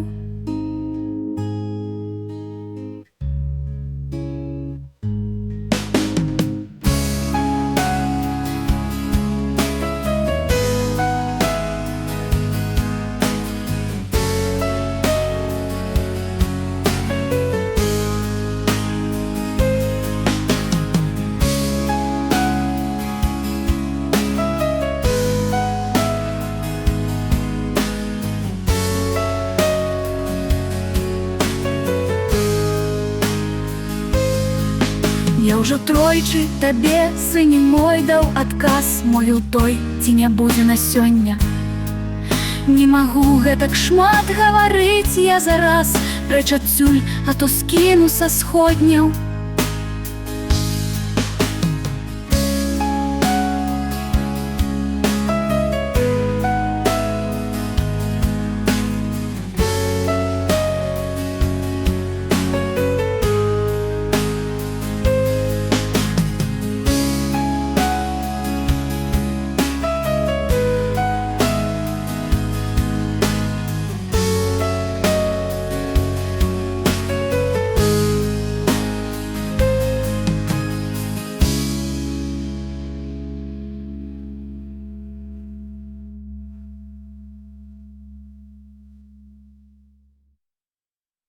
Прэч адсюль, а то скіну са сходняў. Зусім не так, сказаў вусень. Вы хацелі сказаць, не зусім так, няўпэўнена ўдакладніла Алеся. Некаторыя словы не тыя. Усё не тое ад пачатку і да канца, настойваў вусень. Некалькі хвілін стаяла ціша. Першым загаварыў вусень. А якога памеру ты б хацела быць? Спытаўся ён. Ах, я не пераборлівая, паспяшалася адказаць Алеся. Проста, ведаецца, я б хацела мяняцца не так часта. Не ведаю, прамармытаў вусень. Алеся нічога не адказала. Яшчэ ніколі ў жыцці яна так не заблытвалася ў супярэчнасцях і цяпер адчувала, што ёй памалу здраджвае ейная ўраўнаважанасць. А цяпер ты задаволеная? Спытаўся вусень. Ну, шчыра кажучы, спадару, з вашага дазволу я б хацела крышачку пабольшаць, сказала Алеся. 3 цалі – гэта мізэрны рост для жывой істоты. Гэта цудоўны рост, разлаваўся вусень і пад тое ўзняўся ледзь не на дыбкі. Ён дакладна меў 3 цалі росту. Але я да яго не прывыкла, запратэставала бедная Алеся. А сама падумала, каб жа гэтыя стварэнні яшчэ не былі такі крыўдлівыя. Прывыкнеш патроху, сказаў вусень, засунуў кальян у рот і зацягнуўся. Алеся цярпліва чакала, пакуль вусень не надумаецца зноў падаць голас. Праз пару хвілін вусень выняў з роту кальян, пазяхнуў раз-другі, перасмыкнуўся. Потым злез з грыба, пасунуўся ў траву і прапаў, паспеўшы на развітанне дакінуць. Адзін бок зробіць цябе большай, другі меншай. Адзін бок чаго? Другі бок чаго? Задумалася Алеся. Грыба, натуральна, сказаў вусень, быццам Алеся ў голас яго пыталася і зараз знік з вачэй. Недзе з хвілю Алеся задуменна ўзіралася на грыб, спрабуючы сцяміць, дзе які бок. Грыб быў круглюсенькі, таму гэтае заданне было складаным. Але яна абхапіла рукамі шапку і адламала з кожнага краю па кавалку. А цяпер дзе што? Спыталася яна і укусіла ад кавалку ў правай руцэ, каб паспытаць яго дзеяння. У той жа момант Алеся стукнулася барадаю аб носік уласнай ступы. Ад раптоўнай перамены яна страшэнна спалахалася, але ўсведамляла, часу траціць нельга. І Алеся паспяшалася ўгрызціся ў іншы кавалак, хоць барада яе ўжо так шчыльна ўперлася ў ногі, што не давала нават губы разняць. Урэшце яна патрапіла адкусіць ад скрыліка, які трымала ў левай руцэ. «Глянь ты, мая галава ўрэшце вольная!» – усклікнула Алеся з захапленнем, якой тут жа ператварылася агаломшанасць, калі яна зглядзела, што плечэй блізка няма. Усё, што яна бачыла, глянуўшы ўніз, агромністай даўжыні шыя, што ўздымалася як самотная сцяблінка над зялёным морам лістоты. «Што тут за зеляніна?» – здзівілася Алеся. «І дзе падзеліся мае плечы? А вы, мае бедныя ручкі? Чаму ж я вас болей не бачу?» Гаварачы, яна рухала рукамі, але гэта нічога не давала, апрача слабага шолаху сярод далёкай зялёнай лістоты. Не даўшы рады ўзняць рукі да галавы, яна паспрабавала нахіліць галаву да іх і была ўсцешаная тым, што яе шыя лёгка варочаецца на ўсе бакі, як змяя. Выхіліўшы галаву элегантным зігзагам, Алеся мелася зазірнуць пад зеляніну, якая была нячым іншым. Алеся ўжо скіміла, як лістотай дрэў. І тут рэзкі свіст змусіў яе адхіснуцца. Вялізная галуба кінулася ёй у твар і замалаціла з усяе моцы крыламі. «Гадаўка!» – верашчала галуба. «Ніякая я не гадаўка!» – абурылася Алеся. «Пакіньце мяне ў спакоі!» «А я кажу, гадаўка!» – паўтарыла галуба, але ўжо памяркоўней і румзаючы дадала. «Я ўжо спрабавала і тое, і гэта, але хіба дасі ім рады?» «Не цямлю, пра што вы гаворыце», – сказала Алеся. «Я спрабавала рабіць пад каранямі дрэў, на беразе рэчкі, у кустах», – працягвала галуба, не зважаючы на яе. «Але гэтае гадаўё, рады няма». Тут Алеся ўжо канчаткова перастала нешта разумець. Але падумала, што варта памаўчаць, пакуль галуба не скончыць наракаць. «Класці ды высаджваць яйкі так няпроста», – казала галуба. «А тут яшчэ пільнуй іх ад гадаў дзень і ноч. Ды што там? За апошнія 3 тыдні я нават вока не сплюшчыла». «Выбачайце, я надзвычай шкадую, што патурбавала вас», – уставіла Алеся, якая пачала разумець, у чым тут рэч. «І варта мне толькі знайсці найбольшае дрэва ў лесе», – працягвала скардзіцца галуба, пераходзячы неўзабаве на енк. «І варта мне толькі паспадзявацца, што тут я нарэшце для іх недасяжная, як на табе. Яны, кручаныя, з неба лезуць. Ах ты, змяя!» «Ніякая я не змяя, будзьце пэўныя», – сказала Алеся. «Я...» «Так, я табе і паверыла. У такім разе, што ты зажывёла?» – спыталася галуба. «Я разумею, ты шукаеш адчапную. Я, маленькая дзяўчынка», – сказала Алеся, не вельмі ўпэўнена, успомніўшы, колькі яна мянялася за цэлы дзень. «Ага, так я табе і паверыла», – з глыбокаю пагардаю адказала галуба. Наглядзелася я на маленькіх дзяўчатак, але ніводнай сярод іх не траплялася з такою шыяй. «Не-не, ты чыстая гадаўка, няма чаго адмаўляцца. Зараз ты скажаш мне, быццам ніколі не каштавала яек». «Я ела яйкі», – запратэставала Алеся, якая была вельмі шчырым дзіцем. «Але ж дзяўчынкі, як і гадзіны, таксама ядуць яйкі, каб вы ведалі». «Я табе не веру», – сказала галуба. «Зрэшты, раз дзяўчынкі ядуць яйкі, значыць, і яны такія самыя гадзіны. От і ўсё, што я магу сказаць». Гэтая думка падалася Алесі настолькі новай, што яна змоўкла на пару хвілінаў, а галуба тым часам дадала: «Ты яйкі шукаеш. Я ведаю гэта, і можаш мне тут не апраўдвацца. А якая мне тады розніца, дзяўчынка, ты ці змяюка?» «Для мяне гэта вялікая розніца», – перапыніла яе Алеся, «і я не шукаю, як бачыце. А каб і шукала, дык не вашыя. Я не ем сырых яёк». «Тады прэч адсюль», – змрочна крыкнула галуба, зноў сядаючы на сваё гняздо. Алесі было цяжка прабірацца між дрэваў, шыя раз по раз чаплялася за галлё, і ёй абычас даводзілася спыняцца і разблытвацца. Неўзабаве яна ўспомніла, што ўсё яшчэ трымае кавалкі грыба, і вельмі абачліва ўзялася імі частавацца, кусаючы памалюсеньку спачатку ад аднаго, потым ад другога, то большаючы, то меншаючы, пакуль не здолела ўрэшце вярнуць свае звыклыя памеры. Алеся, якая даўно не была свайго росту, спачатку пачулася ніякавата, але за колькі хвілінаў прызвычаілася ўжо і зноў загаварыла сама з сабою. «Ага, вось я і выканала палову свайго пляну. Якія дзіўныя ўсё ж гэтыя адмены. Я ніколі не магу быць пэўная, чым стану ў наступную хвіліну. Што ж, цяпер я вярнулася да свайго нармальнага росту. Далей варта патрапіць у той цудоўны сад. Цікава, і як жа гэта зрабіць? Толькі я на гэта мовіла, як апынулася на палянцы, дзе пасярэдзіне стаяла хатка ў вышкі з 4 футы. «Хто б там не жыў», – падумала Алеся, – «з такім ростам туды лепей не сунуцца. Яны ж, убачыўшы мяне, павар'яцеюць ад жаху». Яна зноў па каліве пачала кусаць ад кавалачка з правай рукі, не важачыся падысці, пакуль не паменшала да 9 цаляў. Раздзел 6. Перац і парасё. Яна яшчэ пару хвілін стаяла, разглядала хатку, не ведаючы, што рабіць, калі з лесу раптам выбег Лёкай. Алеся па-люрэй пазнала, што гэта Лёкай, на твар жа ён быў чысты карась. Лёкай гучна забарабаніў у дзверы. Дзверы адчыніў яшчэ адзін Лёкай у люрэі, круглавідны, лупаты, чыстая рапуха. Алеся звярнула ўвагу, што ў абодвух на галовах узвышаюцца напудраныя парыкі з дугімі завітымі буклямі. Ёй адразу стала цікава, што ўсё гэта значыць, і яна высунулася з лесу бліжэй да хаткі, каб паслухаць. Лёкай карась пачаў з таго, што выцягнуў з-пад пахі велізарны ліст, ці не з яго ростам, і ўручыў Лёкаю рапусе, сказаўшы ўрачыста: «Для княгіні, ад каралевы. Запросены на кракет». Лёкай рапуха паўтарыў тым самым тонам, толькі перамяніўшы крыху парадак слоў: «Ад каралевы. Для княгіні, запросены на кракет». Тады яны пакланіліся адзін аднаму так, што іх напудраныя кудзеркі ледзьве не пераблыталіся. Алесю гэта так пацэшыла, што яна адступіла назад у лес, баючыся выдаць сябе смехам. А калі яна выглянула зноў, Лёкай карась ужо знік, а другі сядзеў на ганку, дурнавата утарапіўшыся ў неба. Алеся баясліва падышла да дзвярэй і пастукала. «Тваё стуканне не мае ніякага сэнсу», — заўважыў Лёкай, з дзвюх прычынаў. «Па-першае, я, як і ты, стаю з гэтага боку дзвярэй, а па-другое, усярэдзіне такі вэрхал, што ніхто цябе не пачуе. І праўда, з сярэдзіны далятаў страшэнны гоман. Цяжка было зразумець, што там робіцца. Там без упынку скавытала, чхала, і штохвіліны даносіўся такі громазд, быццам нехта граміў талеркі». «Будзьце ласкавы», — сказала Алеся, — «падкажэце, як мне ўвайсці». «Тваё стуканне, магчыма, мела б сэнс», — разважаў Лёкай, не слухаючы Алесі. «Калі б гэтыя дзверы былі паміж намі. Прыкладам, калі б ты была ўсярэдзіне, ты магла б пастукаць, а я мог бы цябе выпусціць, разумееш?» Гаворачы, ён штораз зіркаў у неба. Алесе гэта падалося надта няветлым.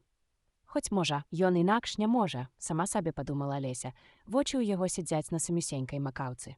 Але ўсё адно, на пытанні жа ён мог бы адказваць. «Прабачце, як я магу трапіць у дом?» — паўтарыла яна як мага гучней. «Магчыма, я прасяджу тут», — заўважыў Лёкай. «Да заўтра». У гэты момант дзверы расчыніліся, і вялізная талерка паляцела ёкаю-пёкаю проста ў галаву, але, на шчасце, злёгку чапішы ў паносе, яна разбілася ўчэнт аб дрэва ў яго за плячыма. «А мой да папа заўтра», — працягваў Лёкай, нібы нічога не здарылася, нават вухам не павёўшы. «Хоць дзе ў рапухі тыя вухі? Як я магу трапіць у дом?» Яшчэ раз запыталася Алеся ўжо зусім гучна. «А ці варта наагул туды трапляць?» — сказаў Лёкай. «Вот дзе пытанне? Так яно так, толькі Алесе не падабалася, калі з ёю гаварылі ў падобным тоне. Проста жах», — прамармытала яна сабе пад нос, як уся гэтая жынасць любіць пярэчыць. А шалець можна. Лёкай, мабыць, падумаў, што прыйшоў час паўтарыць сваю любёную думку з некаторымі варыяцыямі. «Я буду тут сядзець і сядзець», — сказаў ён, «дзень пры дні, увесь час». «А мне што рабіць?» — спыталася Алеся. «Што сабе хочаш?» — адказаў Лёкай і засвістаў. «Зім кашы не зварыш», — махнула рукою Алеся. «Нейкі ідыёт». Яна адчыніла дзверы і ўвайшла. За дзвярыма аказалася вялікая кухня, пайнюткая чаду. Пасярэдзіне сядзела на трыножцы княгіня і гушкала немаўля. Кухарка, схіліўшыся над агнём, памешвала ў велічэзнай каструлі нешта накшталт супу. «У гэтым супе зашмат пярцу», — зазначыла Алеся, ледзь трываючы, каб не чхнуць. Прынамсі, у паветры пярцу было шмат. Нават княгіня раз у раз чхала, а дзіця дык і чхала і вырашчала проста без перадыху. Не чхалі тут толькі двое. Кухарка і агромністы кот, які ляжаў на каберчыку пры печы і лыбіўся аж да вушэй. «Скажэце, калі ласка», — асцярожна пачала Алеся, бо не была ўпэўненая, ці ветла загаворваць з старэйшымі першай. «Чаму ваш кот гэтак пасміхаецца?» «Гэта чешырскі кот», — сказала княгіня. «Вось чаму. Свіння». Апошняе слова яна так выкрыкнула, што Алеся ледзь не падскочыла. Але тут жа зразумела, што гэта сказана не на яе адрас, а да дзіцяці, і, набраўшыся адвагі, працягвала. «Я не ведала, што чешырскія каты заўжды ўсміхаюцца. Шчыра кажучы, я наагул не чула, каб каты ўмелі ўсміхацца». «Усе каты ўмеюць усміхацца», — сказала княгіня, «і большая палова з іх усміхаецца». «Я не ведаю ніводнага, які б усміхаюся», — настойвала Алеся як мага больш ветла, задаволеная тым, што завязалася гутарка. «Ды што ты наагул ведаеш?» — заявіла княгіня. «Нічагутка». Алесі зусім не спадабаўся тон гэтае заўвагі, і яна падумала, што варта было б разгаварыцца пра што іншае. Пакуль яна спрабавала адшукаць якую-небудзь лепшую тэму, кухарка зняла з агню рондаль і пачала шпурляць усім, што было пад рукою. У княгіню і малога паляцелі качергі, чапёлы, шчыпцы, шуфлікі, потым патэльні, талеркі і сподкі. Княгіня не звяртала аніякай увагі, нават калі яны ў яе траплялі. Што да немаўля, ці? Дык яно і без таго так крычала, што немагчыма было сказаць, ці гэта кухарка яго зачапіла, ці яно крычыць проста так. «Прашу вас, падумайце, што вы робіце», — узрушана закрычала Алеся, падскокваючы на мясцы. «Ой, проста ў чароўны носік!» — жахнулася яна, калі вялізная патэльня пранеслася ля самага твару немаўляці. Яшчэ трохі і застацца яму без носу. «Калі б кожны сачыў за сваім носам і не соваў яго ў чужыя справы», — прабурчала княгіня, «зямля круцілася б куды хутчэй». «Што не дало б аніякай карысці», — дакінула Алеся, радая прадэманстраваць сёе-тое сваіх ведаў. «Толькі ўявіце сабе, як збаламуціліся б дзень і ноч. Зямлі ж патрэбныя 24 гадзіны, каб абляцець вакол сваю. Вось». «Што да восяў», — сказала княгіня, «то добра было б адсячы некаму галаву тут вось». Алеся занепакоена зірнула на кухарку, ці не ўспрыняла тая гэты дрэнны жарт, як загад. Але тая засяроджана мяшала суп і, здавалася, нічога не чула, так што Алеся працягвала далей. 24 гадзіны, здаецца. Ці толькі 12. «Адчапіся ты ад мяне», – усклікнула княгіня. «Чаго я цярпець не магу, дык гэта лічбаў». І тут яна зноў узялася за немаўля, спяваючы нешта накшталт калыханкі і груба гушкаючы яго пры кожным радку. Будь свілим, шостай з немовлем, лупі яго, няхай, няхай. Завсёды памятае ён твой запавет, не чхай, не чхай. Уа, уа,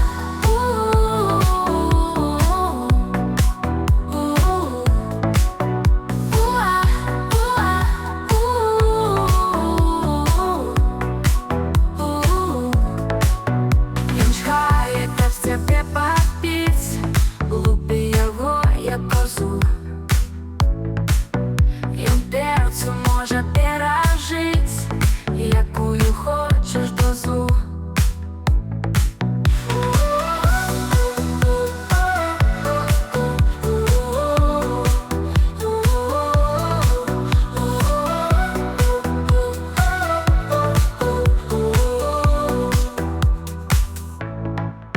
Ён чекає, як тебе пакпить, лупі його, як козу.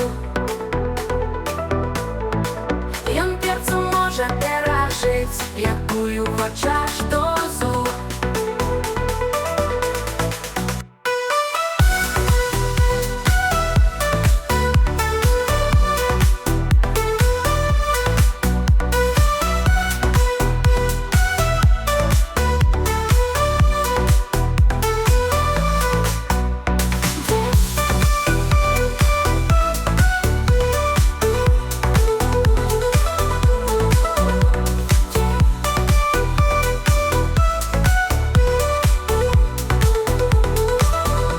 Пачаўся другі куплет, княгіня падкідала малога ўжо гэтак высока ўгору, што ад верашчання малечы Алеся не дачувала словаў.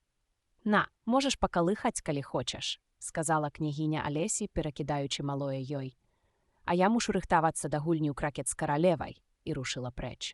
Кухарка яшчэ шпурнула ёй наўздагон патэльню, але міма. Алеся ледзьве паспела падхапіць дзіцё.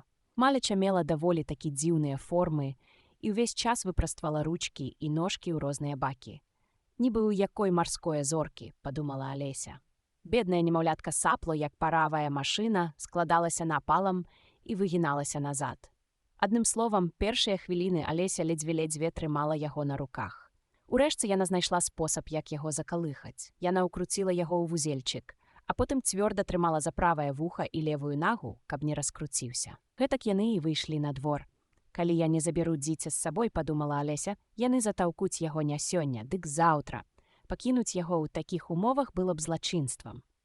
Апошнія словы яна прамовіла ў голас, і малеча зарохкала ў адказ. Чханне спынілася. «Не рохкай», – зрабіла яму заўвагу Алеся, – «гэта не найлепшая манера. А тое зноў, рох, рох». Алеся раздражнёна зазірнула яму ў твар. І далібог, у малога так задзіраўся нос, што больш нагадваў лыч, ды вочы, як для дзіцяці, былі замалыя. Адным словам, ягоны выгляд Алесі зусім не спадабаўся. «Можа, яно такое зарумзанае?» – падумала яна і зазірнула дзіцяці ў вочы. «Ці няма там слёзак?» Не, слёзак не было. «Калі тут збіраешся ператварыцца ў парасё, даражэнькае», – сказала Алеся сур'ёзна, – «дык я з табой хадацца не збіраюся. Май на ўвазе». Бедная дзіцятка зноў зарумзала. Ці зарохкала, хто яго ведае. А потым крыху сціхла. Алеся ўжо пачала разважаць. Цікава, што іду рабіць з гэтым стварэннем, калі прынесу яго дадому. Тут яно зарохкала так гучна, што Алеся спалохана зазірнула яму ў тварык. Сумнаву не заставалася. Гэта было чыстае парасё. Далей цягаць яго на руках было бязглузда. Алеся адпусціла парасятка і адчула вялікую палёгку, пабачыўшы, як задаволена тое пачасала ў лес. З яго магло б выйсці страшэнна брыдкае дзіцё, зазначыла сабе Алеся, а вось як для парасяці, дык і надта ладнае. Яна пачала перабіраць у памяці ўсіх ведамых ёй дзяцей, з якіх маглі будацца добрыя кабанчыкі, і толькі была падумала, каб ведаў хто спосаб, як іх перамяняць, як скаланулася, бо на суку за пару крока ад Алесі раптам з'явіўся чэшырскі кот. Ён пазіраў і ўсміхаўся. Выглядаў ён зычліва, Хоць кіпці ў яго былі не кароткія і зубоў поўны рот. Алеся вырашыла, што ставіцца да яго трэба паважліва. «Чешырскі кіціська!» Нясмела пачала Алеся, бо зусім не мела пэўнасці, ці ўпадабае ён такі зварот, але ўсмешка ягоная толькі пашырылася. «Ага, яму гэта падабаецца», – зазначыла Алеся і працягвала. «Ці не падкажаце вы, кудою адсюль ісці? Гэта залежыць ад таго, куды ты хочаш патрапіць», – адказаў кот. «Ды мне бадай што без розніцы», – разважыла Алеся. «Тады ўсё роўна кудою», – сказаў кот. «Калі я толькі куды патраплю», – патлумачыла Алеся. «Куды-небудзь пэўна, што патрапіш», – запэўніў яе кот, «калі толькі будзеш ісці досыць доўга».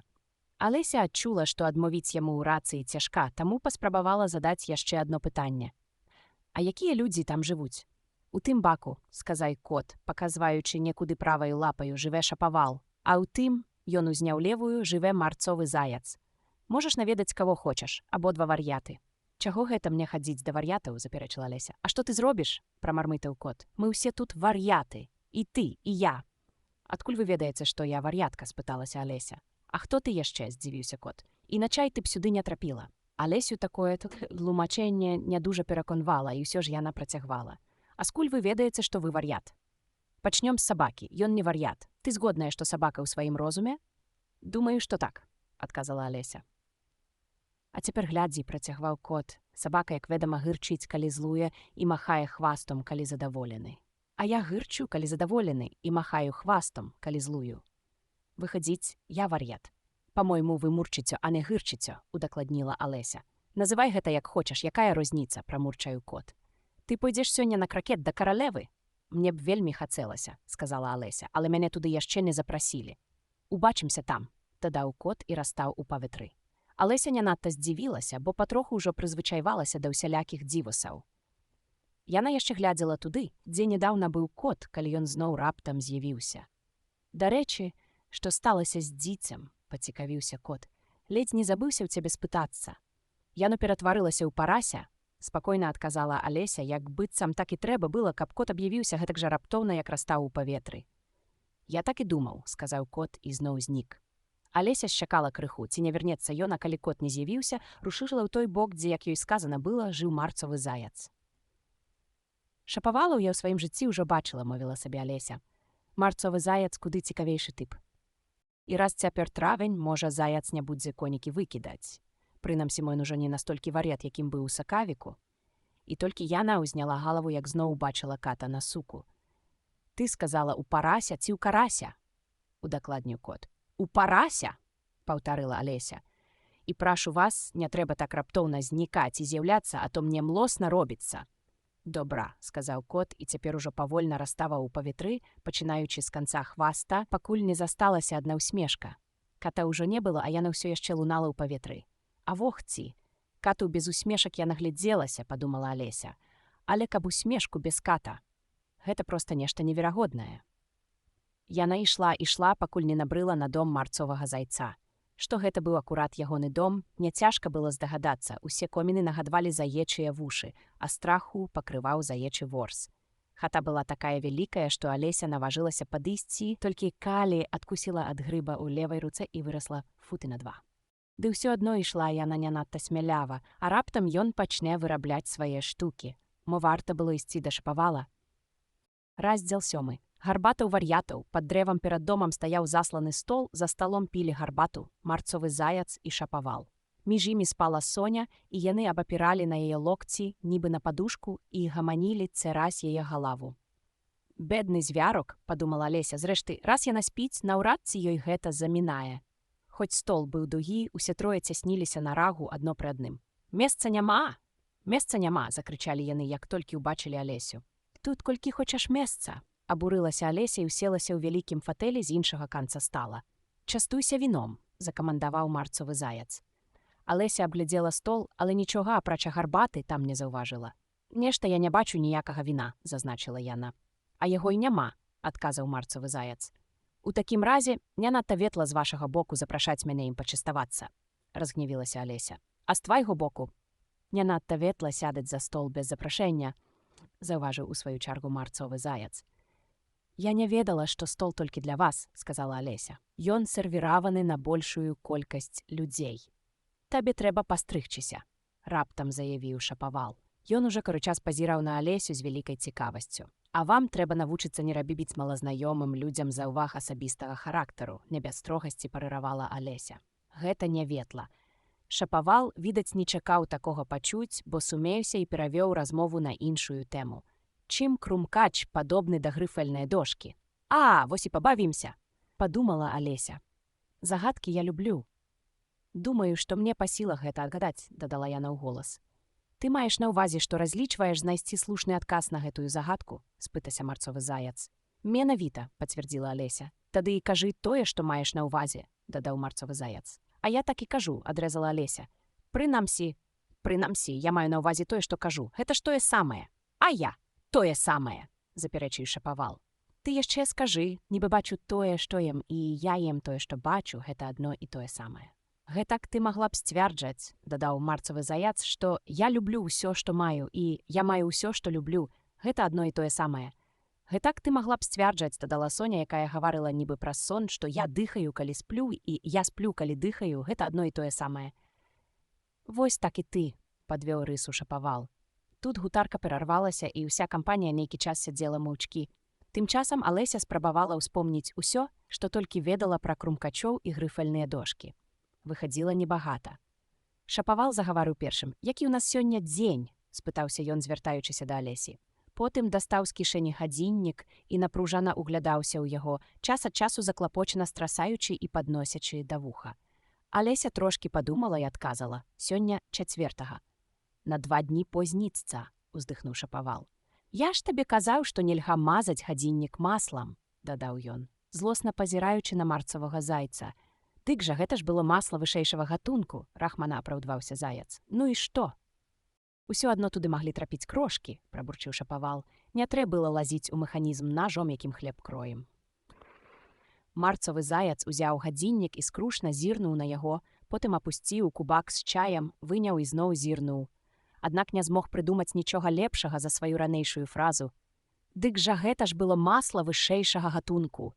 Ты ж сам бачыў. Алеся з цікавасцю казірылася на яго. Які вясёлы гадзіннік, заўважыла яна. Паказвае дзень месяца, але не паказвае, каторая гадзіна. А навошта, прамармытаў Шапавал. Няўжо твой гадзіннік паказвае год? Ведама ж не, борзда адказала Алеся, бо год доўга застаецца той самы. Дык і мой таксама, сказаў Шапавал. Алеся была проста збітая з тропу. Яна не бачыла ў заўвазе Шапавала ніякага сэнсу, хоць усе словы быццам бы былі правільныя. Я вас не зусім зразумела, перапытала яна як мага ветлівей. Соня зноў спіць, сказаў Шапавал і пляснуў ёй на нос гарачай гарбаты. Соня раздражнёна пакруціла галавой і мармытнула, не расплюшчваючы вачэй. Ведама, гэта я і хацела сказаць. Ну дык што ты ўжо адгадала загадку, спытаўся Шапавал, звяртаючыся да Алесі. Не здаюся, абвесціла Алеся. Які адказ? Нават не ўяўляю, сказаў Шапавал. Я таксама дакінуў марцовы заяц. Алеся стомлена ўздыхнула. Я думаю, што можна бавіць час нашмат цікавей, чым марнаваць яго на загадкі без адгадак. Каб ты ведала пра час гэтулькі, як я, сказаў Шапавал, ты б мне гаварыла пра яго марнаванне. Час — гэта яна. Гэта наша доля. Незразумела, што вы хочаце гэтым сказаць, спыталася Алеся. Дзе ж табе будзе зразумела, сказаў Шапавал, пагардліва матляючы галавой. Падазраю, што ты нават ніколі не гаварыла з ёю. Можа і не, унікліва адказала Алеся. Але я ведаю, што калі развучваеш музычную п'есу, трэба адбіваць долю. А, дык вот дзе прычына, сказаў Шапавал. Доля не церпіць біцця. Затое, калі ты з ёю сябруеш, яна робіць з тваім гадзіннікам усё, што ты хочаш. Уяві, скажам, што цяпер 9 раніцы і павінны пачацца заняткі ў школе. Досыць табе шапнуць, а долечка ты ж мая, як стрэлкі гадзінніка ў момант праходзяць патрэбную табе долю. Палова на другую, пара палуднаваць. Хацеў бы я, каб надышоў час палудня, шапнуў сабе заяц. Так, гэта было б здорава, задумена сказала Алеся. Але ў такім разе я не паспела пачуць голад. Спачатку, можа, і не, сказаў Шапавал. Але ты магла б і пачакаць. Дык вось як, значыцца, вы бавіце час, дагадалася Алеся. Аднак Шапавал паныла пакруціў галавой. Дзе там, адказаў ён. Мы з доляю пасварыліся яшчэ летась у сакавіку. Якраз перад тым, як ён, ну, ты зразумела, і паказаў лыжачкай на марцовага зайца. Звар'яцеў. Гэта было на славутым канцэрце, што давала тады каралева Чырвань, дзе я мусіў пяяць. Котка, котачка, крычы немым крыкам уначы. Ці ведаеш ты гэтую песеньку? Нешта падобнае я чула, сказала Алеся. Яна мае працяг, ты ж ведаеш, расказваў Шапавал. Вось ён, абуджаючы ўвесь свет, як шалёны кураслеп, котка-катачка. Тут Соня зварухнулася і запяяла ў сне. Котка, котка, котка, котка. І цягнула б так бясконца, калі б яй не ўшчыкнулі. Не паспеў я дацягнуць першы куплет, працягваў Шапавал. Як каралева зараўла. Ён цягне ката за хвост, скуралуп, сцяць яму галаву. Якое зверства, усклікнула Алеся.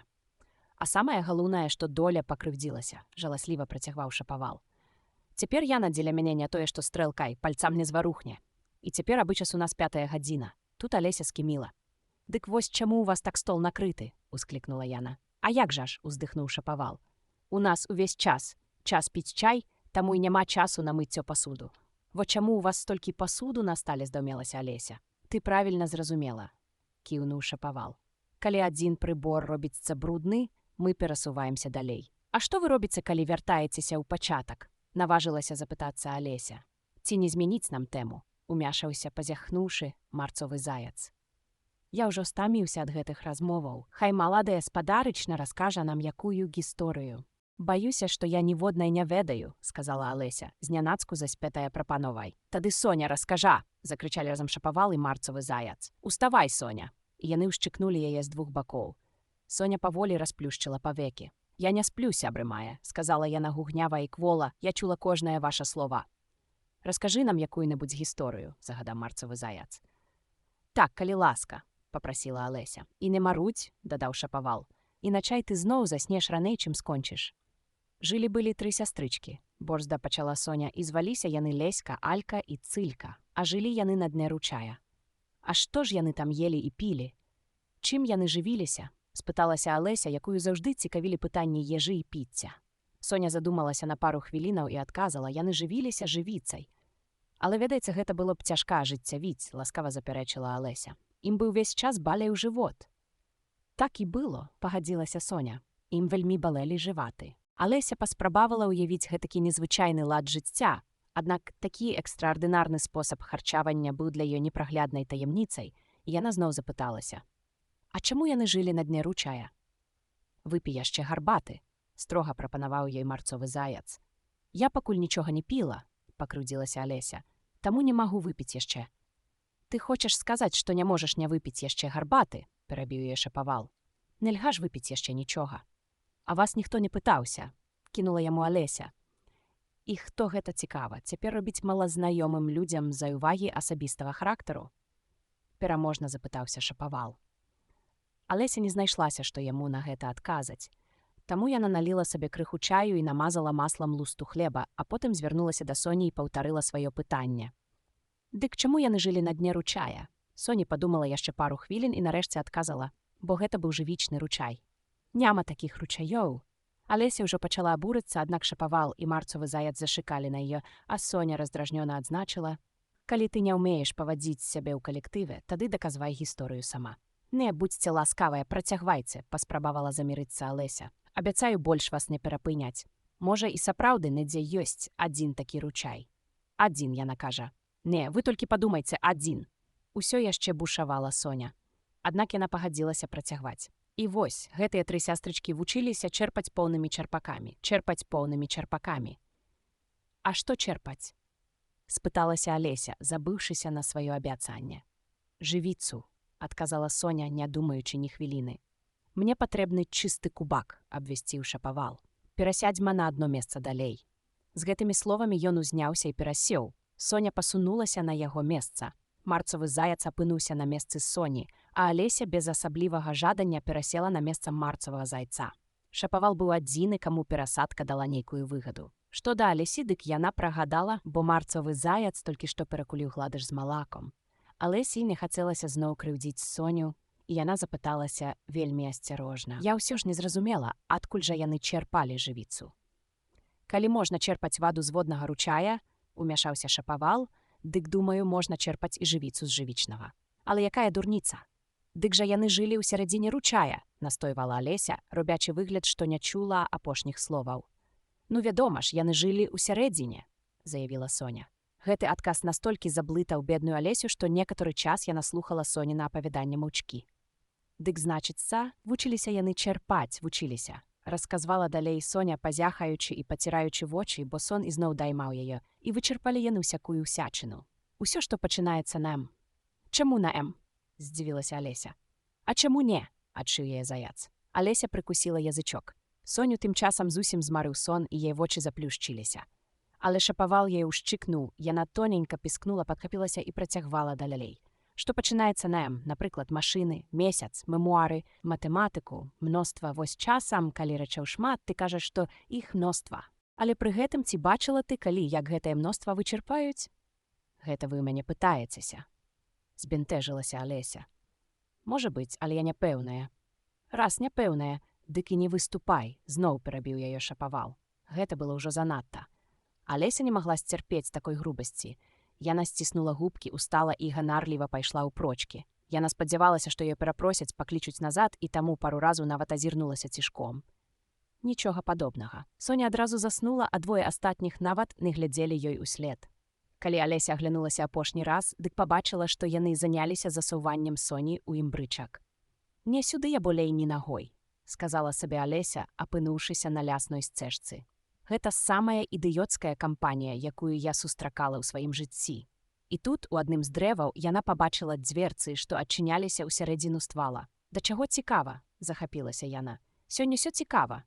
Мусіць, варта і тут пабываць». Яна ўвайшла і зноў апынулася ў той самай доўгай зале каля шклянага століка. «Ага, цяпер я ўжо ведаю, што рабіць», – сказала яна сабе. Перш-наперш яна ўзяла ключык і адамкнула дзверцы ў сад. Потым узялася за грыб, кавалак якога прыхавала ў кішэні і адшчыпвала ад яго патрошку, пакуль не зменшылася да фута росту. Тады яна прайшла калідорчыкам і апынулася нарэшце ў прыгожым садочку сярод яркіх кветнікаў ды халадкіх фантанаў. Раздзел 8. Кракет з каралевай. Пры ўваходзе ў сад цвіў вялізны куст белых ружаў. Але 3 садоўнікі, абступіўшы яго, старанна перамалёўвалі кветкі ў чырвоны колер. Алесі гэта падалося нічым неверагодным, і толькі яна падышла бліжэй, каб зразумець, ці можна давяраць сваім вачам, як пачула такую размову. «Асцярожней ты, Пятка! Годзе ўжо мяне фарбай пэцкаць! А што я зраблю?» – буркнуў Пятка. «Гэта Сёмка мяне пад локаць штурхнуў». Сёмка кінуў на яго злосны пазірк і сказаў: «Ага, малайцом, Пятка, усю віну верні на іншых. Чыя б карова мычала?» – не здаваўся Пятка. «Яшчэ сам чуў учора ад каралевы, што па тваёй галаве сякера плача». «За што?» – спытаўся першы. «Не сунь носа ў чужое проса, двойка», – цыкнуў на яго Сёмка. «Цябе гэта не датычыць».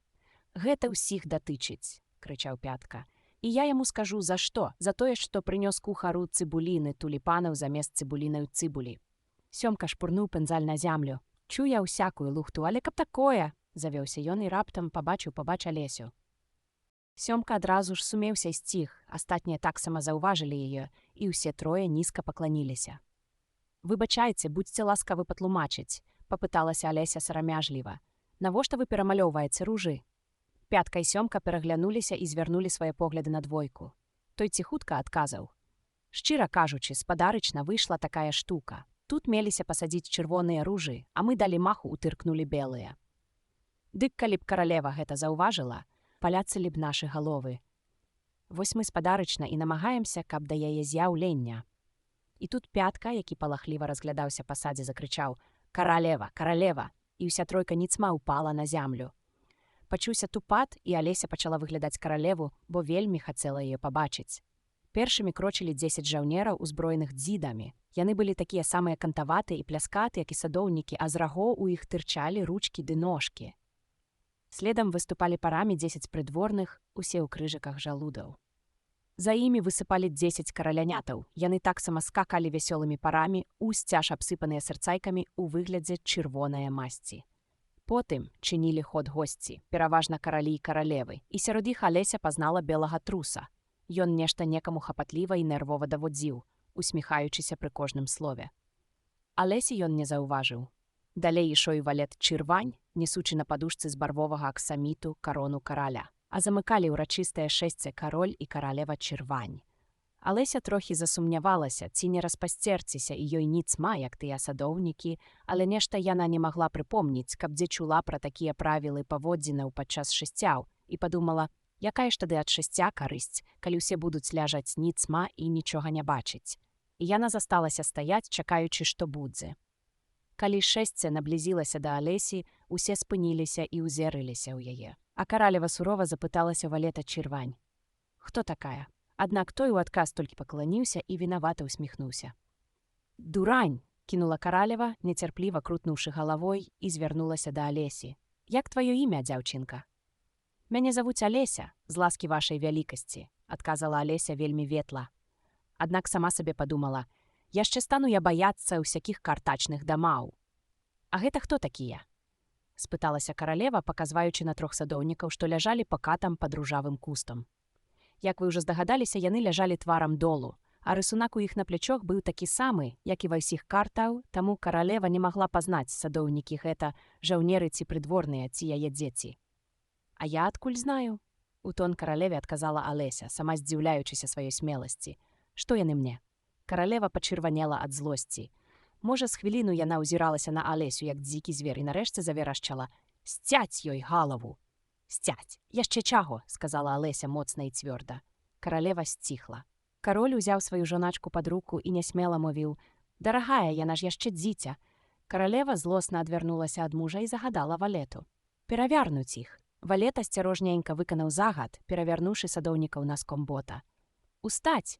– зараўла каралева, і 3 садоўнікі ў момант падхапіліся і пачалі кланяцца каралю, каралеве, іх дзіцям і ўсім астатнім. «Досыць!» – закрычала каралева. «Мне ўжо галава кружыцца ад вашых паклонаў». Потым павярнулася да ружавага куста і спыталася: «Што вы тут рабілі?» «З вашага дазволу, вашая вялікасць», – паслужліва сказаў двойка. Апусціўшыся на адно калена, мы спрабавалі. «Я ўжо бачу», – мовіла каралева, якая тым часам пільна разглядала ружы. «Сцяць ім галовы». 6 рушыла далей, толькі 3 жаўнеры засталіся, каб пакараць смерцю няшчасных садоўнікаў. Тыя кінуліся да Алесі, шукаючы паратунку. «Не бойцеся, вам нічога не зробяць», – сказала Алеся і схавала іх у вялізны вазон, што стаяў побач. 3 жаўнеры пахадзілі вакол, усё абшукалі і патупалі даганяць астатніх. «Вы сцялі ім галовы?» – крыкнула салдатам каралева. «Ім капцы, ваша вялікасць!» – гаркнулі жаўнеры. «Выдатна», – сказала каралева. «Ты гуляеш у кракет?» Жаўнеры гэтым разам маўчалі, пазіраючы на Алесю. Відаць, пытанне задавалася ёй. «Але!» – гукнула Алеся. «Дык хадзі сюды!» – прараўла каралева. Алеся далучылася ждасця, дзівячыся. «Што ж зараз будзе? Сёння?» «Сёння цудоўнае надвор'е», – вымавіў нечы слабы галасучак. Яна азірнулася, побач трухаў белы трус, настойліва заглядаючы ёй у вочы. «Найцудоўнейшае», – пагадзілася Алеся. «А дзе княгіня?» «Шш!» – перарваў яе трус. Пад тое ён трывожна азірнуўся, потым прызняўся на дыбачкі і прашаптаў Алесі на вушка: «Яна засуджаная на смерць». «За што?» – спыталася Алеся. «Вы, здаецца, сказалі, як шкада?» – спытаўся трус. «Не, я гэтага не казала. Не думаю, што гэта той выпадак, калі трэба шкадаваць. Я спыталася, за што?» Яна накруціла каралеву за вушы. Пачаў трус. Алеся не ўтрымалася ад смеху. «Ой, цішэй!» – спалохана зашаптаў трус. «Каралева пачуе». Рэч у тым, што княгіня моцна спазнілася, і каралева сказала: «Усе па сваіх месцах», – зараўла каралева грамавым голасам. І ўсе пачалі мітусіцца туды-сюды, спатыкаючыся адзін аб аднаго. За пару хвілін гульцы размеркаваліся, і гульня пачалася. Алеся ў жыцці не бачыла такой дзіўнай кракетнай пляцоўкі. Усюды адны гурбы ды разоры. Замест кракетных куляў жывыя вожыкі, бітамі служылі жывыя флямінга, а жаўнеры мусілі сагнуцца напалам і, стоячы на зямлі рукамі і нагамі, удаваць сябе брамкі. Галоўная цяжкасць, з якой Алеся спатыкнулася на самым пачатку, палягала ва ўтаймаванні флямінга. Каб хоць ніяк выкруціцца, яна запхнула сабе тулава флямінга пад паху нагамі ўніз. Але як толькі Алеся выпрастала да належнага стану птушыную шыю, каб лупцануць па вожыку флямінгавай галавой, птушка выгнулася і так занепакоена зазірнула Алесі ў вочы, што дзяўчынка не магла не засмяяцца. Тады яна ўзяла флямінга галавой уніз, але не паспела ўдарыць, як вожык ужо перавярнуўся і падаўся па сваіх справах. Апрача таго, на шляху яе вожыкаў, як на злосць, штораз трапляліся яміны, а жаўнеры абычас уставалі і пераходзілі на іншае месца пляцоўкі. Алеся неўзабаве прыйшла да высновы, што тутэйшы кракет насамрэч вельмі складаная гульня. Усе гулялі без чаргі і раз па раз сварыліся ды біліся за вожыкаў. Каралева ж проста ашалела і лётала па пляцоўцы з крыкам: «Сцяць яму галаву! Сцяць ёй галаву!» Алеся пачувалася ніякавата. Праўда, Яна сама з Каралевай яшчэ не пасварылася, аднак разумела, што сутычка можа адбыцца ў кожную хвіліну. «Што будзе тады са мною?» – падумала Яна. «Тут страшна любяць сцінаць людзям галовы. Дзіўна, што тут увогуле яшчэ засталося нешта жывое». Алеся стала разглядацца, шукаючы магчымасці ціхенька знікнуць, калі раптам углядзела дзівосную паветраную з'яву. Тая спачатку збіла яе з панталыку, але пасля хвілінных назіранняў Алеся ўпэўнілася, што гэта лунае ўсмешка. «Чэшырскі кот», – сказала яна сабе. «Цяпер будзе хоць да каго слова закінуць». «Як твае поспехі ў кракеце?» – спытаўся кот. Як толькі ў паветры з'явілася настолькі вялікая частка ягонага рота, каб ён стаў здольны штосьці вымавіць. Алеся пачакала, пакуль пакажуцца вочы, і тады хітнула галавой. «Які сэнс яму нешта казаць?» – падумала яна, пакуль не відаць ані вуха. Праз хвіліну з'явілася ўся галава. Алеся паставіла свайго флямінга на зямлю і пачала расказваць пра гульню, вельмі радая, што сустрэла суразмоўцу. А кот, пэўна, вырашыў, што цяпер яго досыць і ўжо болей не рос. «Па-мойму, яны ўсе гуляюць без правілаў», – пачала Алеся скардзіцца. «Яны так б'юцца і крычаць, што нічагутка не чуваць. Можа, у іх нагул правілаў няма. А калі яны ёсць, іх ніхто не пільнуецца. Вы не ўяўляеце сабе, як лёгка заблытацца, калі ўсё навакал варушыцца. Вунь, прыкладам, брамка, праз якую я павінна прайсці, шпацыруе на другім канцы поля. Я мусіла ўдарыць па вожыку Каралевы, але ён уцёк, калі ўбачыў, што я набліжаюся». «А як табе Каралева?» – ціхенька спытаўся кот. «Зусім не падабаецца», – сказала Алеся. «Яна так». Раптам яна заўважыла, што Каралева стаіць у яе за спінай і прыслухуваецца. «Моцна гуляе». Не разгубілася Алеся, што проста хоць ты адразу здавайся. Каралева і сміхнулася і рушыла далей. «З кім ты гаворыш?» – спытаўся Кароль, падыходзячы да Алесі і з цікаўнасцю паглядаючы на каціную галаву. «Гэта мой сябар, чэшырскі кот», – сказала Алеся. «Дазвольце, я вас пазнаёмлю. Не дужа прыемнае аблічча», – заўважыў Кароль, «але ўсё адно ён можа пацалаваць мне руку, калі мае ахвоту». «Дзякуй, абыдуся», – сказаў кот. «Што за дзёрзкасць?» – абурыўся Кароль. «І не трэба на мяне гэтак глядзець». З гэтымі словамі ён схаваўся за Алесю. «У ката таксама можа быць свой погляд на караля», – сказала Алеся. «Я пра гэта чытала ў нейкай кнізе, не помню толькі дзе». «Яго трэба адтуль прыбраць», – цвёрда сказаў Кароль і клікнуў Каралеву, якая прахадзіла пабач. «Мая, даражэнькая, я жадаю, каб вы загадалі прыняць гэтага ката». У Каралевы быў толькі адзін спосаб развязання ўсіх праблемаў, як вялікіх, так і малых. «Сячэце яму галаву», – заявіла Яна, нават не зірнуўшы ў той бок. «Я асабіста папаклічу ката», – нецярпліва сказаў Кароль і заспяшаўся. Пачуўшы здалёк раз'юшаны роў Каралевы, Алеся падумала, што ёй таксама трэба вярнуцца і паглядзець, што там з гульнёй. Яна ўжо чула, як тая прысудзіла 3 гульцоў, што абмінулі сваю чаргу да пакарання горлам. І Алесі зусім не спадабалася такая замятня, калі не разабраць, за кім чыя чарга. Яна пайшла шукаць свайго вожыка. Знайшла, той біўся з іншым. Гэта падалося Алесі цудоўнай акалічнасцю, каб абодвух загнаць у брамку. Але куды там? Яе флямінга даўно ўцёк на іншы край саду і без вялікіх паспехаў спрабаваў узляцець на дрэва. Калі яна злавіла флямінга і вярнулася, вожыкі ўжо кончылі біцца і некуды запрапасціліся. Хай яны згараць. Не бяды. Падумала Алеся, усё адно брамкі таксама ўцяклі. Яна ўзяла флямінга пад паху, каб той зноў не ўцёк, і вярнулася да свайго сябра ката. Але вакол таго на яе здзіўленне назбіраўся ладны натоўп. Кат, Кароль і Каралева гаварылі ўсе трое адначасова, а астатнія захавалі цішыню і мелі вельмі заклапочаны выгляд. Калі з'явілася Алеся, усе трое папрасілі яе вырашыць спрэчку. Але паколькі ўсе яны гаварылі адначасова, ёй было вельмі цяжка зразумець, што менавіта мае на ўвазе кожны з іх. Довад ката палягаў у тым, што немагчыма сцячы галаву, калі няма цела, ад якога Яна павінна быць аддзеленая, што ён ніколі не чуў аб нечым падобным раней і першым у гісторыі на таго не наважыцца. Довад караля палягаў у тым, што ўсё, што мае галаву, можа быць яе пазбаўленае, і няма чаго лухты вярсці. Довад каралевы палягаў у тым, што калі з гэтым катом зараз жа не разбяруцца, дык пастрачваюць галовы ўсе пагалоўна.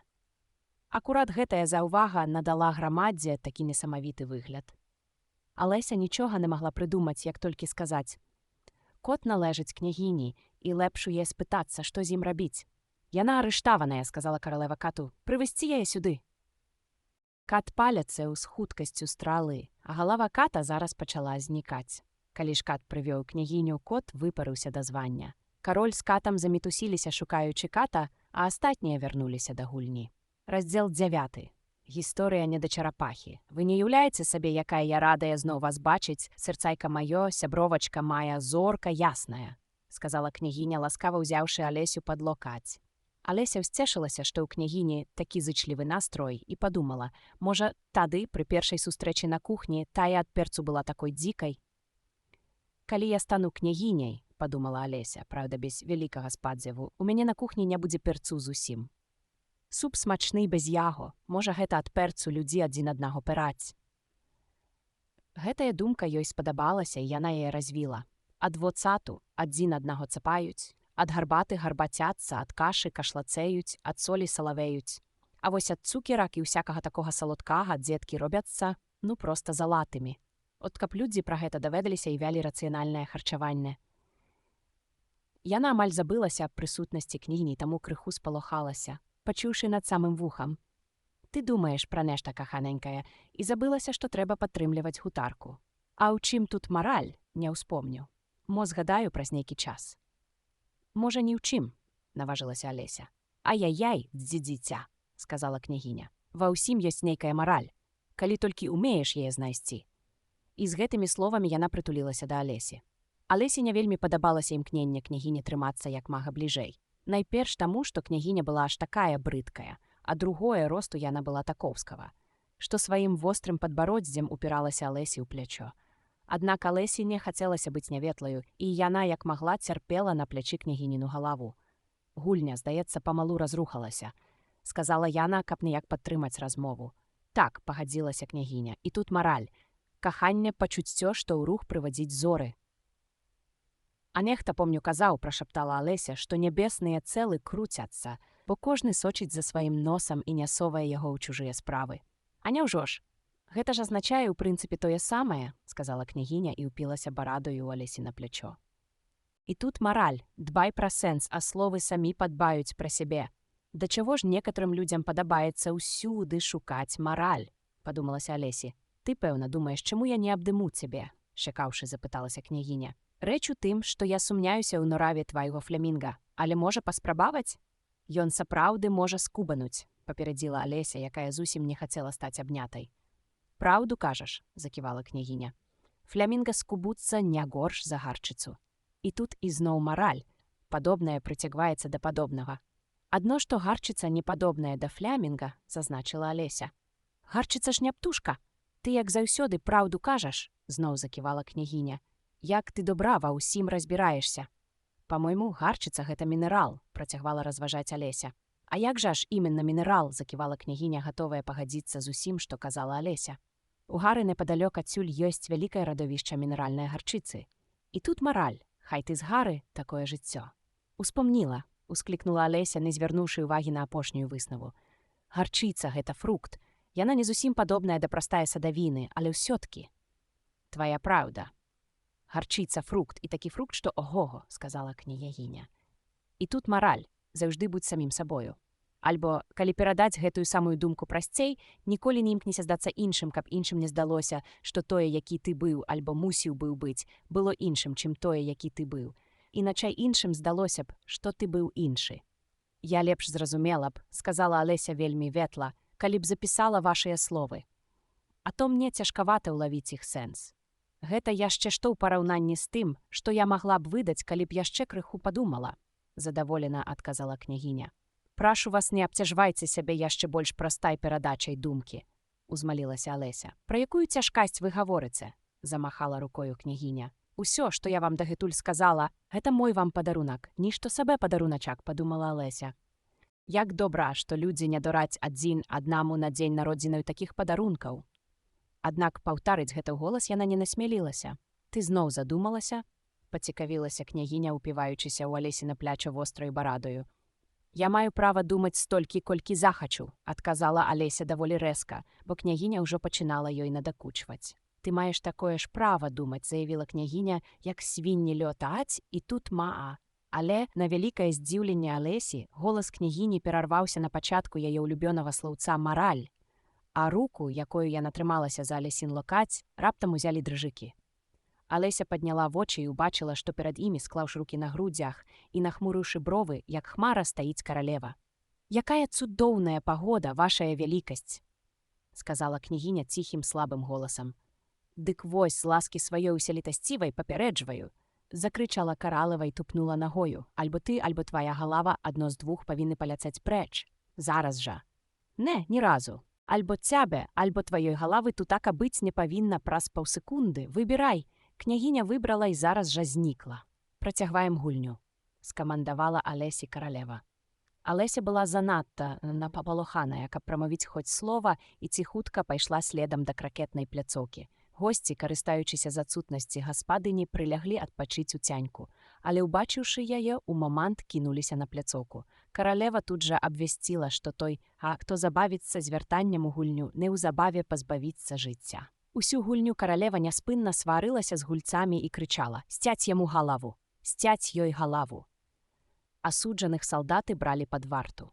Ясная рэч, дзеля гэтага яны мусілі пакідаць поле, і за якія паўгадзіны на полі не засталося ніводнай брамкі, а ўсе гульцы, апрача караля, каралевы і Алесі, былі арыштаваныя ды чакалі смерці. Тады каралева спынілася, задыханая, і сказала Алесі: «Ты ўжо бачыла недачарапаху?» — адказала Алеся. «Я нават не ведаю, што гэта такое». «Гэта тое, з чаго робіцца недачарапахавы суп», — патлумачыла каралева. «Ніколі не бачыла, нават не чула», — паўтарыла Алеся. «То хадзем, пабачыш», — прапанавала каралева, «і пачуеш яе гісторыю». Толькі яны адышліся, Алеся пачула, як кароль ціхенька паведаміў усёй арыштанцкай партыі: «Вам усім дарована». «Ну во, гэта ўжо лепей», — сказала сабе Алеся, бо яе вельмі маркоціла гэткая колькасць смяротных прысудаў. Неўзабаве яны пабачылі грыфона, што драмаў на сонцы. Калі вы не ведаеце, як выглядае грыфон, зірнецца на малюнак. «Уставай, гультаіна», — сказала каралева, «і завядзі гэтую юную ледзі да недачарапахі. Хай тая раскажа ёй сваю гісторыю. А я мушу вярнуцца і прасачыць за адсячэннем парачкі гарачых галаваў». І пайшла, пакінуўшы Алесю з грыфонам. Нельга сказаць, што Алеся прыйшла ў захапленне ад выгляду гэтай істоты, але гэта, прынамсі, было бяспечней, чым кампанія гняўлівай каралевы. Алеся засталася. Грыфон узняўся, сеў і прадзёр вачэй. Потым паўзіраўся каралеве ўслед, пакуль тая не знікла, а тады зарагатаў: «Вот дзе смехатура», — сказаў грыфон ці то сабе, ці то Алесі. «Дзе смехатура?» — спыталася тая. «Вунь дзе пайшла», — сказаў грыфон. «Гэта ўсё адна смехатура. Яны ж ніколі нікога не караюць. Хадзем, і кожны табе камандуе. Хадзем». Сама сабе думала Алеся, сунучыся памалу за грыфонам. «Мне яшчэ ніколі ў жыцці столькі не загадвалі, як тут». Не прайшлі яны і трохі, як здалёк пабачылі недачарапаху, што ў скрушнай самоце сядзела на скалістым беразе. А калі падышлі бліжэй, Алеся пачула, што тая ўздыхае так горка, што сэрца проста само разрывалася ад спачування ёй. Алесі стала вельмі шкада недачарапахі. «Што ў яе за бяда?» — спыталася яна ў грыфона.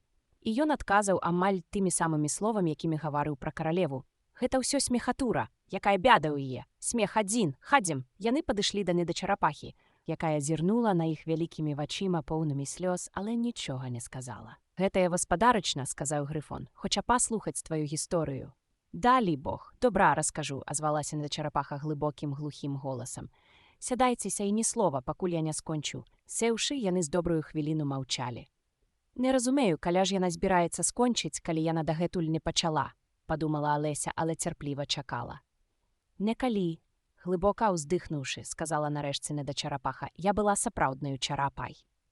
Пасля гэтых словаў ізноў запанавала доўгая цішыня, перарываная рэдкімі грыфонавымі ўскрыкамі, накшталт «акр» і няспынным румзаннем недачарапахі. Алеся ўжо збіралася ўзняцца і сказаць: «Дзякуй вам, спадарыня, за вашу цікавую гісторыю», але ніяк не магла паверыць, што працягу не будзе, таму і сядзела ціхенька. Калі мы былі маленькія, супакоішыся, загаварыла нарэшце недачарапах, хоць раз-пораз яшчэ шморгала носам, мы хадзілі ў морскую школу. Настаўнікам быў адзін стары чарапах. Міжсобку мы называлі яго гадам. «Чаму ж вы называлі яго гадам, калі ён быў чарапахам?» — пацікавілася Алеся. Мы называлі яго гадам, бо мы былі ягоныя гадаванцы, незадаволена патлумачыла недачарапаха. Але ж ты тупая, трэба сказаць. Сорамна задаваць такія прымітыўныя пытанні, дадаў Грыфон. І жывёліны моўчкі так утаропіліся на бедную Алесю, што ёй захацелася скрозь донна праваліцца. Нарэшце Грыфон сказаў недачарапасе: «Давай далей, матухна! Не сядзець жа нам тут цэлы дзень!» І тая зноў загаварыла: «Так, мы хадзілі ў морскую школу, хоць ты, можа, мне не верыш». «Я не казала, што не веру вам», – перабіла Алеся. «Ты мне не верыш», – бубнела недачарапаха. «Змоўкні», – цыкнуў Грыфон, перш чым Алеся здолела што адказаць. Недачарапаха працягвала: «У нас была найлепшая адукацыя, гэта праўда, бо мы хадзілі ў школу кожны божы дзень». «Я таксама хадзіла ў школу кожны дзень», – сказала Алеся. «Няма тут чым ужо так ганарыцца». «А ў вас былі дадатковыя дысцыпліны?» – раздражнёна запыталася недачарапаха. «А то не», – абурылася Алеся. «Французская мова і музыка. І мыццё?» – спыталася недачарапаха. «Не мыцця не было», – буркнула Алеся. «А! Значыць, вашая школа была не вельмі добрай», – з палёгкай у голасе сказала недачарапаха. «А вось у нашай школы, акрамя ўсяго астатняга, выкладаліся французская мова, музыка і мыццё як дадатковы прадмет. Толькі ці было яно вам патрэбнае?» – усумнілася Алеся. «Вы ж пражывалі на дне мора. Я яму так і не навучылася». Уздыхнула недачарапаха. «Я наведвала толькі абавязковыя прадметы». «А што за яны?» – пацікавілася Алеся. «Ну, найперш, вядома, нас вучылі чысаць і пітаць», – адказала недачарапаха. Пасля пайшлі розныя галіны арытметыкі – сканьне, абніманне, ножанне і ззяленне. «Ніколі не чула ні пра якае ножанне», – прызналася Алеся. «Што гэта?» «Ніколі не чула ні пра якае ножанне». Зробленым здзіўленнем перадражніў яе Грыфон, ускінуўшы ўгору абедзве лапы. «Спадзяюся, ты хоць ведаеш, як нож дзеліць адзін бохан хлеба на мноства скібаў?» «Ведаю», – няўпэўнена сказала Алеся. «Гэта значыць разразаць на кавалкі». «У такім разе», – пераможна абвясціў Грыфон, «калі ты не разумееш, што такое ножанне, ты поўная дурніца». Алесе ад такога адказу расхацелася задаваць далейшыя пытанні на гэтую тэму, таму яна зноў павярнулася да недачарапахі. «А што яшчэ вы вывучылі?» «Яшчэ ў нас была гістэрыя», – адказала недачарапаха, падлічваючы навукі на сваіх плаўніках. Гістэрыя старажытная і сучасная. З біяграфіяй, потым вымярэнчае мастацтва, яго выкладаў стары мянтуз, які прыходзіў да нас раз на тыдзень і вучыў нас вымяранню, замарочванню і завязванню марскім казлом. «А гэта як?» – здзівілася Алеся.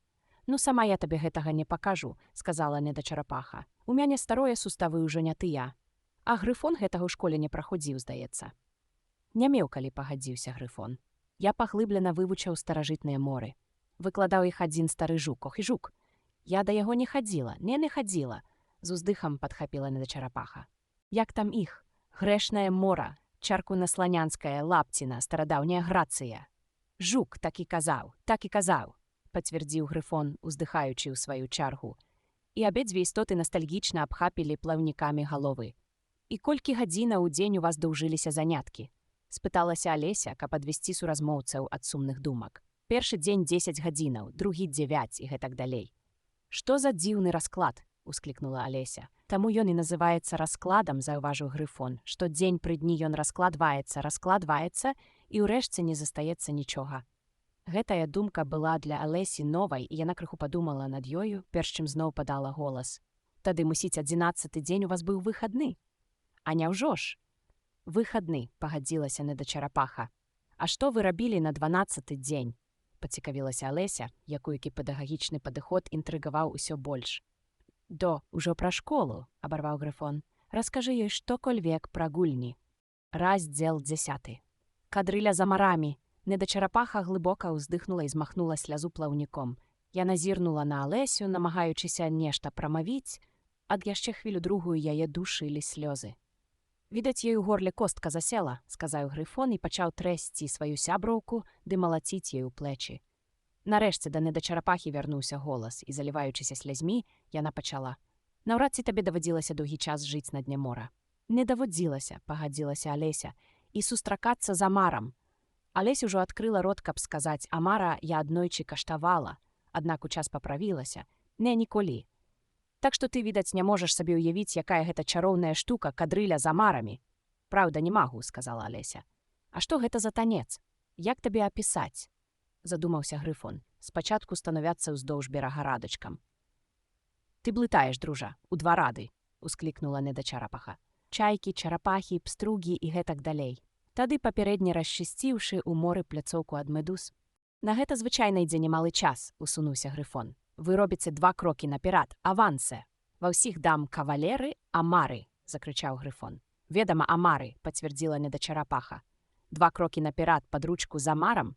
Змена амараў і 2 крокі назад у ранейшую пазіцыю, не супакойвайся, Грифон.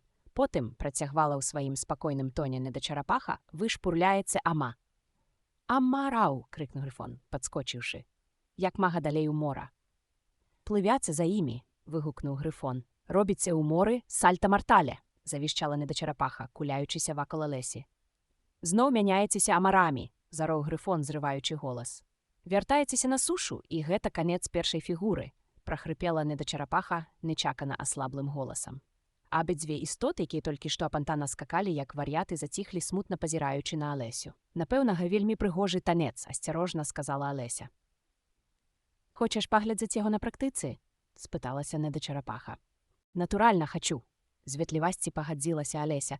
«Хадзем пакажам ёй першую фігуру», – прапанавала недачарапаха Грифону. «Мы можам пусціцца ў скокі і без амараў. Якая розніца? Толькі хто будзе спяваць?» «Лепей ты спявай», – прапанаваў Грифон. Я забыўся словы, і яны закружыліся вакол Алесі, раз-пораз наступаючы Алесі на ногі і махаючы лапамі ў такт мелодыі, якую павольна і жаласліва спявала недачарапаха.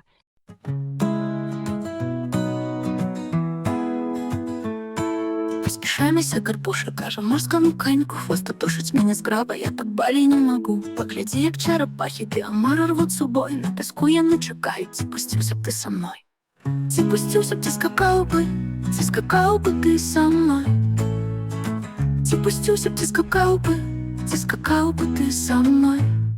Ты, напевно, не уявиш, який гэта будзе кляс, калі быццам ты хамару зашпурнуць у мора нас. Ты конек сказаў у мора, і з-пад лоба паглядзеў, не сказаў ён шчыры дзякуй, танцаваць жа не схацеў, не схацеў. Не мог, баяўся танцаваць, ды не хацеў. Не схацеў, не мог, баяўся, ды танцулік не хацеў. Не хацеў. Ну і што з того, што мора знов кутаеся бруку? Нішто іншае, як бераг у яго на тым баку. Не паспееш азірнуцца, нас там выкіне прыбой, каб мяне кахаў заўзята, ты пусціўся б ты са мной.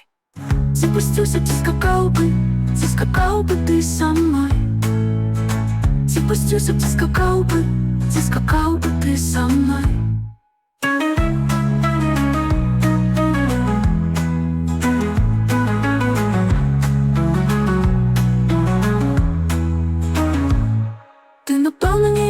Які хата будзе кляс, калі быццам ты хамару зашпурнуць у мора нас. Ты конек сказаў у мора, і з-пад лоба паглядзеў, не сказаў ён шчыры дзякуй, танцаваць жа не схацеў, не схацеў.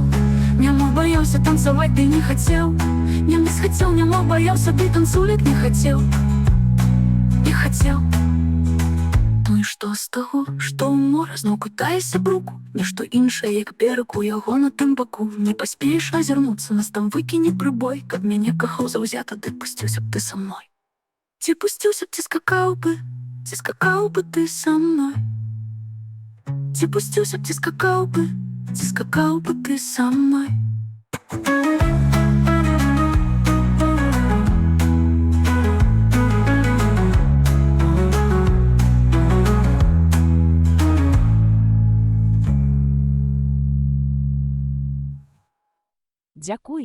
Дзякуй, гэта вельмі цікавы танец, асабліва калі на яго глядзіш, сказала Алеся. У душы страшэнна радая, што яны ўрэшце кінулі сваяго цалкі. І песенька пра гарбушу такая пацэшная, мне спадабалася. А што да гарбушаў, ажывілася недачарапаха. Яны... Ты бачыла гарбушаў, спадзяюся? Так, сказала Алеся, я іх часта бачу на Абе. І тут жа асяклася. Не ведаю, дзе гэта, на Абе, заўважыла недачарапаха. Але калі ты бачышся з імі так часта, дык, пэўна, ведаеш, як яны выглядаюць.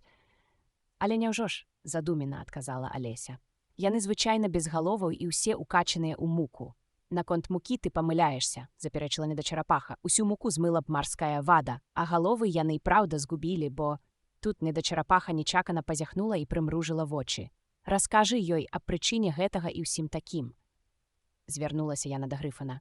Згубілі таму, падхапіў Грифон, што пайшлі яны, прыкладам, За марамі на кадрылю. Ну, а мары іх і захапляюць, каб шпурнуць у мора. А раз яны захапляюцца, значыць і губляюць галаву, а пасля не паспяваюць знайсці яе. Вось і ўсё. Дзякуй, сказала Алеся. Гэта вельмі цікава. Я не ведала так шмат падрабязнасцяў пра гарбушу. Я б расказаў табе яшчэ больш, каб ты хацела, дадаў Грыфон. Ты ведаеш, напрыклад, чаму яны завуцца гарбушамі? Ніколі пра гэта не думала, сказала Алеся. А чаму? Таму што яны харчуюцца гарбатай, урачыста заявіў Грыфон. Алеся зусім збілася з тропу. Харчуюцца гарбатай. Хіба можна пражыць на гарбаце? Не разумела Аліса. А ты, прыкладам, чым харчуешся? Спытаўся Грыфон. Алеся згадала, што даўно не ела нічога, акрамя сырога грыба, і крыху задумалася, перш чым адказаць. Супамі, кашамі, а таксама цукеркамі. А на дне мора ўсе харчуюцца гарбатай або кавай, тонам, якім адкрываюць вялікі сакрэт, паведаміў ёй Грыфон. Цяпер будзеш ведаць. А з чым?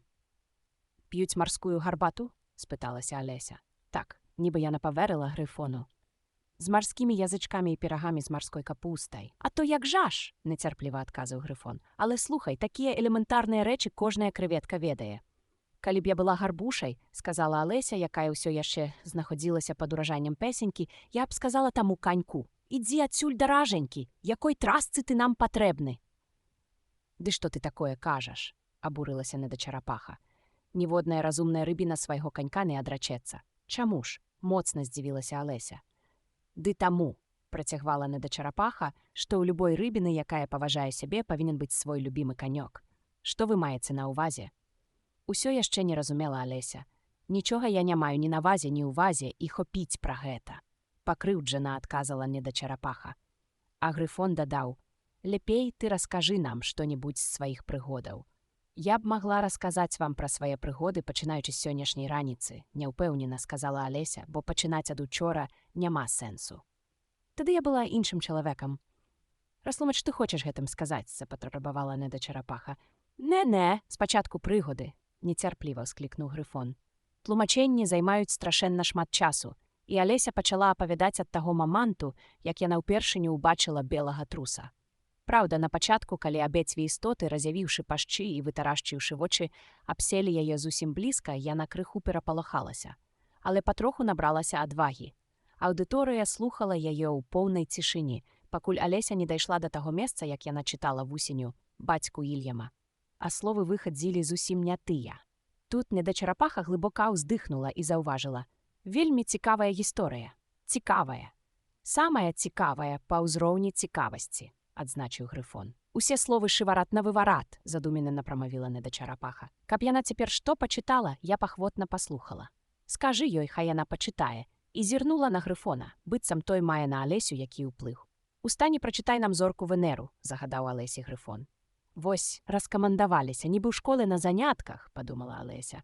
«Можа, яны мне яшчэ і адзнакі збіраюцца выставіць?» Тым не менш, яна ўстала і пачала чытаць, але галава яе яшчэ была моцна задураная кадрыляю за марамі, і Алеся мала ўсведамляла, што кажа. Словы сапраўды выхадзілі вельмі дзіўныя. Зорка химер узошла под водой, смешные сварки с собой принесла. Помнишь, коли я споткался с тобою, зорка химера узошла.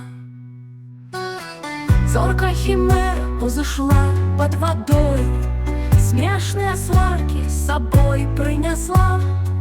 Помнишь, коли я споткался с тобою, зорка химера узошла. Зорка химера узошла под водою, смешные сварки с собой принесла. Помнишь, коли я споткался с тобою, зорка химера узошла.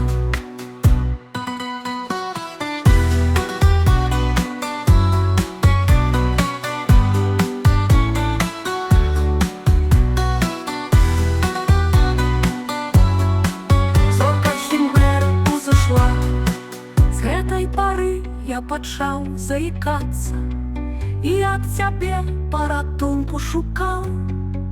Тихим вар'яцтвам увесь скаланацца. С гэтай пары я пачаў. Зорка химера узошла под водою, смешные сварки с собой принесла. Помнишь, коли я споткался с тобою,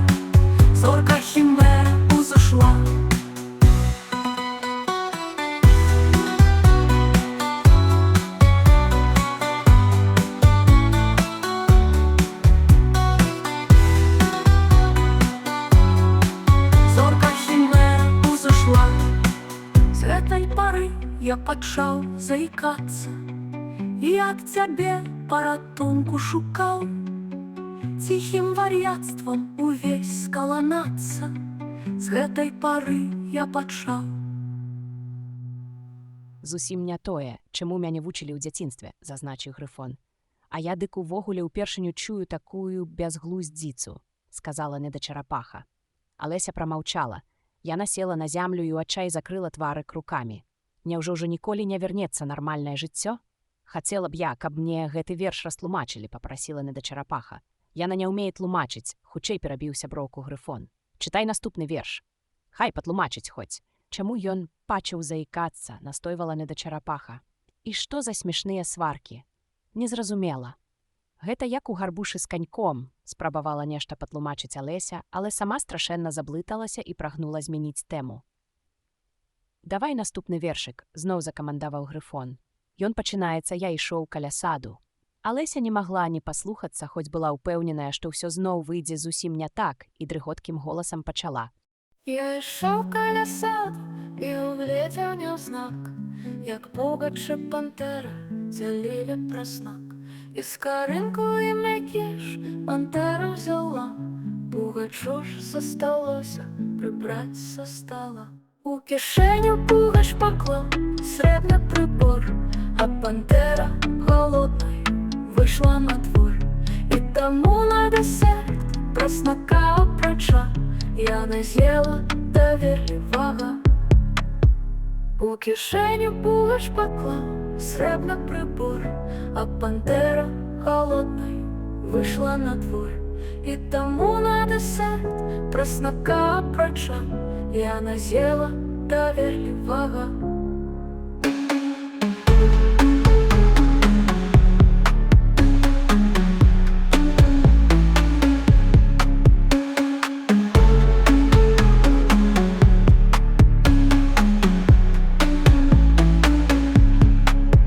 Я ішоў каля саду і угледзеў няўзнак, як пугачы пантэра дзялілі праснак. І скарынку і мякіш пантэра взяла, пугачу ж засталося прыбраць са стала. У кішэню пугач паклаў срэбны прыбор, а пантэра голоднай выйшла на двор. І таму на дэсерт праснака апрача яна з'ела даверлівага.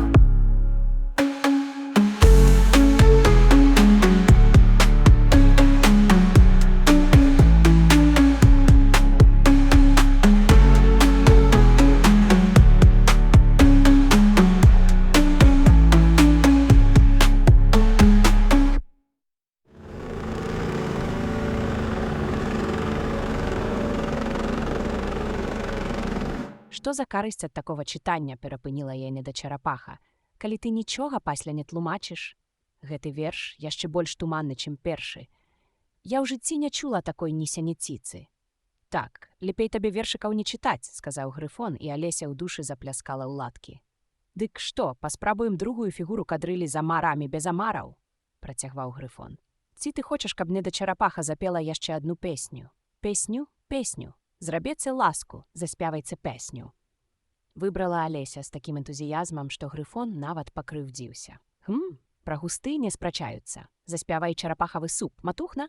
Недачарапаха глыбака ўздыхнула і, хліпаючы ад плачу, запела. Мой родный суп, ты як ты мне милый, забыть тебе не маю силы. Не раз як вок лясны, голодны, цябе я увесь з'ядаў холодны. Ужо калі ты быў гарачы, тады я скалануўся у плачы. Мой родны суп, з найлепшых круп.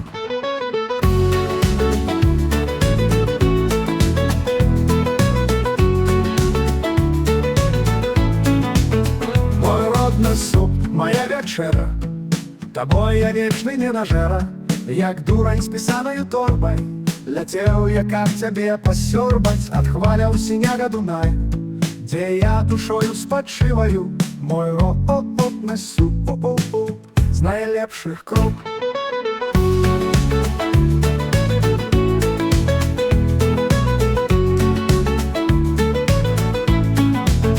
Мой родны суп, моя вячэра, табой я вечны не нажэра. як дурань з пісаною торбай, ляцеў я, каб цябе пасёрбаць, адхваляў сіняга Дунай, дзе я душою спачываю, мой рок несу з найлепшых круп.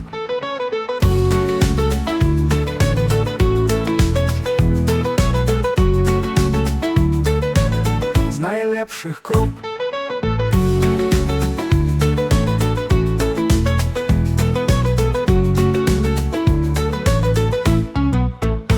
Зноў прыпеў, закрычаў Грыфон, і толькі недачарапаха пачала паўтараць прыпеў, як здалёку данёсся крык.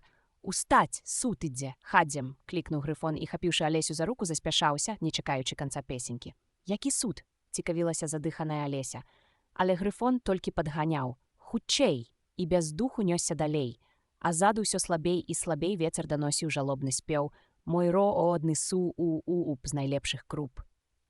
Раздзел 11. Хто пакраў пячэнцы? Кароль і каралева Чырвань ужо сядзелі на троне. Вакол сабралася процьма розных птушак, звяраў і калода картаў у поўным складзе.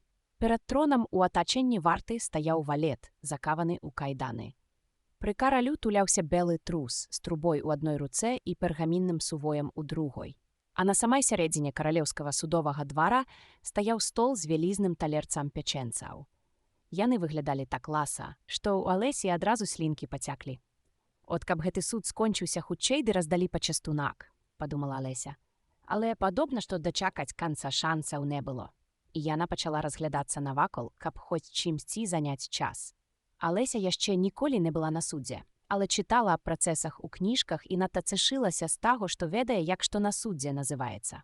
«Вунь той, суддзя», – сказала яна сабе, бо ў яго вялізны парык. Суддзём, між іншым, та кароль. Ён пачапіў карону сабе на парык. Калі хочацца даведацца, як гэта выглядала, зірніце на малюнак. І таму выгляд меў несамавіты і недарэчны. «А гэта лава прысяжных», – падумала Алеся. «А вунь тыя 12 істот. Іх іначай як істотамі і не назавеш, бо частка з іх былі звяры, а частка птушкі. Пэўна, што і ёсць прысяжныя». Апошняе слова яна паўтарыла з гонарам двойчы ці тройчы, і ганарылася яна не беспадстаўна, бо вельмі мала дзяўчынак у яе гады ведаюць, што яно значыць. Зрэшты, сказаць судовыя засядацелі таксама не было б памылкаю. Усе 12 прысяжных нешта заўзята пісалі на грыфельных дошчачках. «Што яны робяць?» – шапнула Алеся Грыфону. «Ім жа яшчэ няма чаго занатоўваць, суд не пачаўся». «Яны запісваюць свае імёны», – зашаптаў у адказ Грыфон, «баяцца, што забудуцца на іх да канца суду». «Але ж дурні!» – абурана выгукнула Алеся.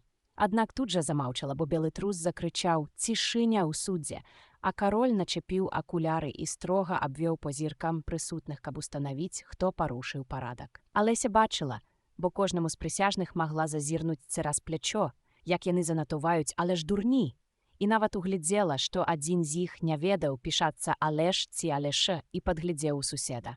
«Во панапісваюць такія», – падумала Алеся. На бяду у аднаго з прысяжных невыносна рыпеў грыфель. Алеся нядоўга гэта цярпела, абышла лаву прысяжных і цопнула грыфель так спрытненька, што бедны прысяжны, а гэта быў той самы Трытон Піліпка, не мог даўмецца, куды дзеўся ягоны інструмент. Марна ён глядзеў на лаве і пад лаваю, нічога не знайшоў. Урэшце ён вырашыў пісаць проста пальцам і так да самага канца паседжання і вадзіў пальцам па дошцы. Ведама, карысці з такой пісаніны было ні на грош, бо палец не пакідае на таблічцы слядоў. «Вяшчуне, зачытайце абвінаваўчае заключэнне», – загадаў кароль. Тут белы трус тройчы пратрубіў у трубу, разгарнуў пергамінны сувой і прачытаў. «Раз дама сэрцаў спякла пячэнцаў, іншых не маючы спраў. Валет жа сэрцаў ласун пячэнцаў, тыя пячэнцы пакраў». «Прашу прысяжных абвясціць свой вердыкт», – звярнуўся кароль да прысяжных. Яшчэ рана!» – хапатліва перапыніў яго трус. «У нас яшчэ гара працы».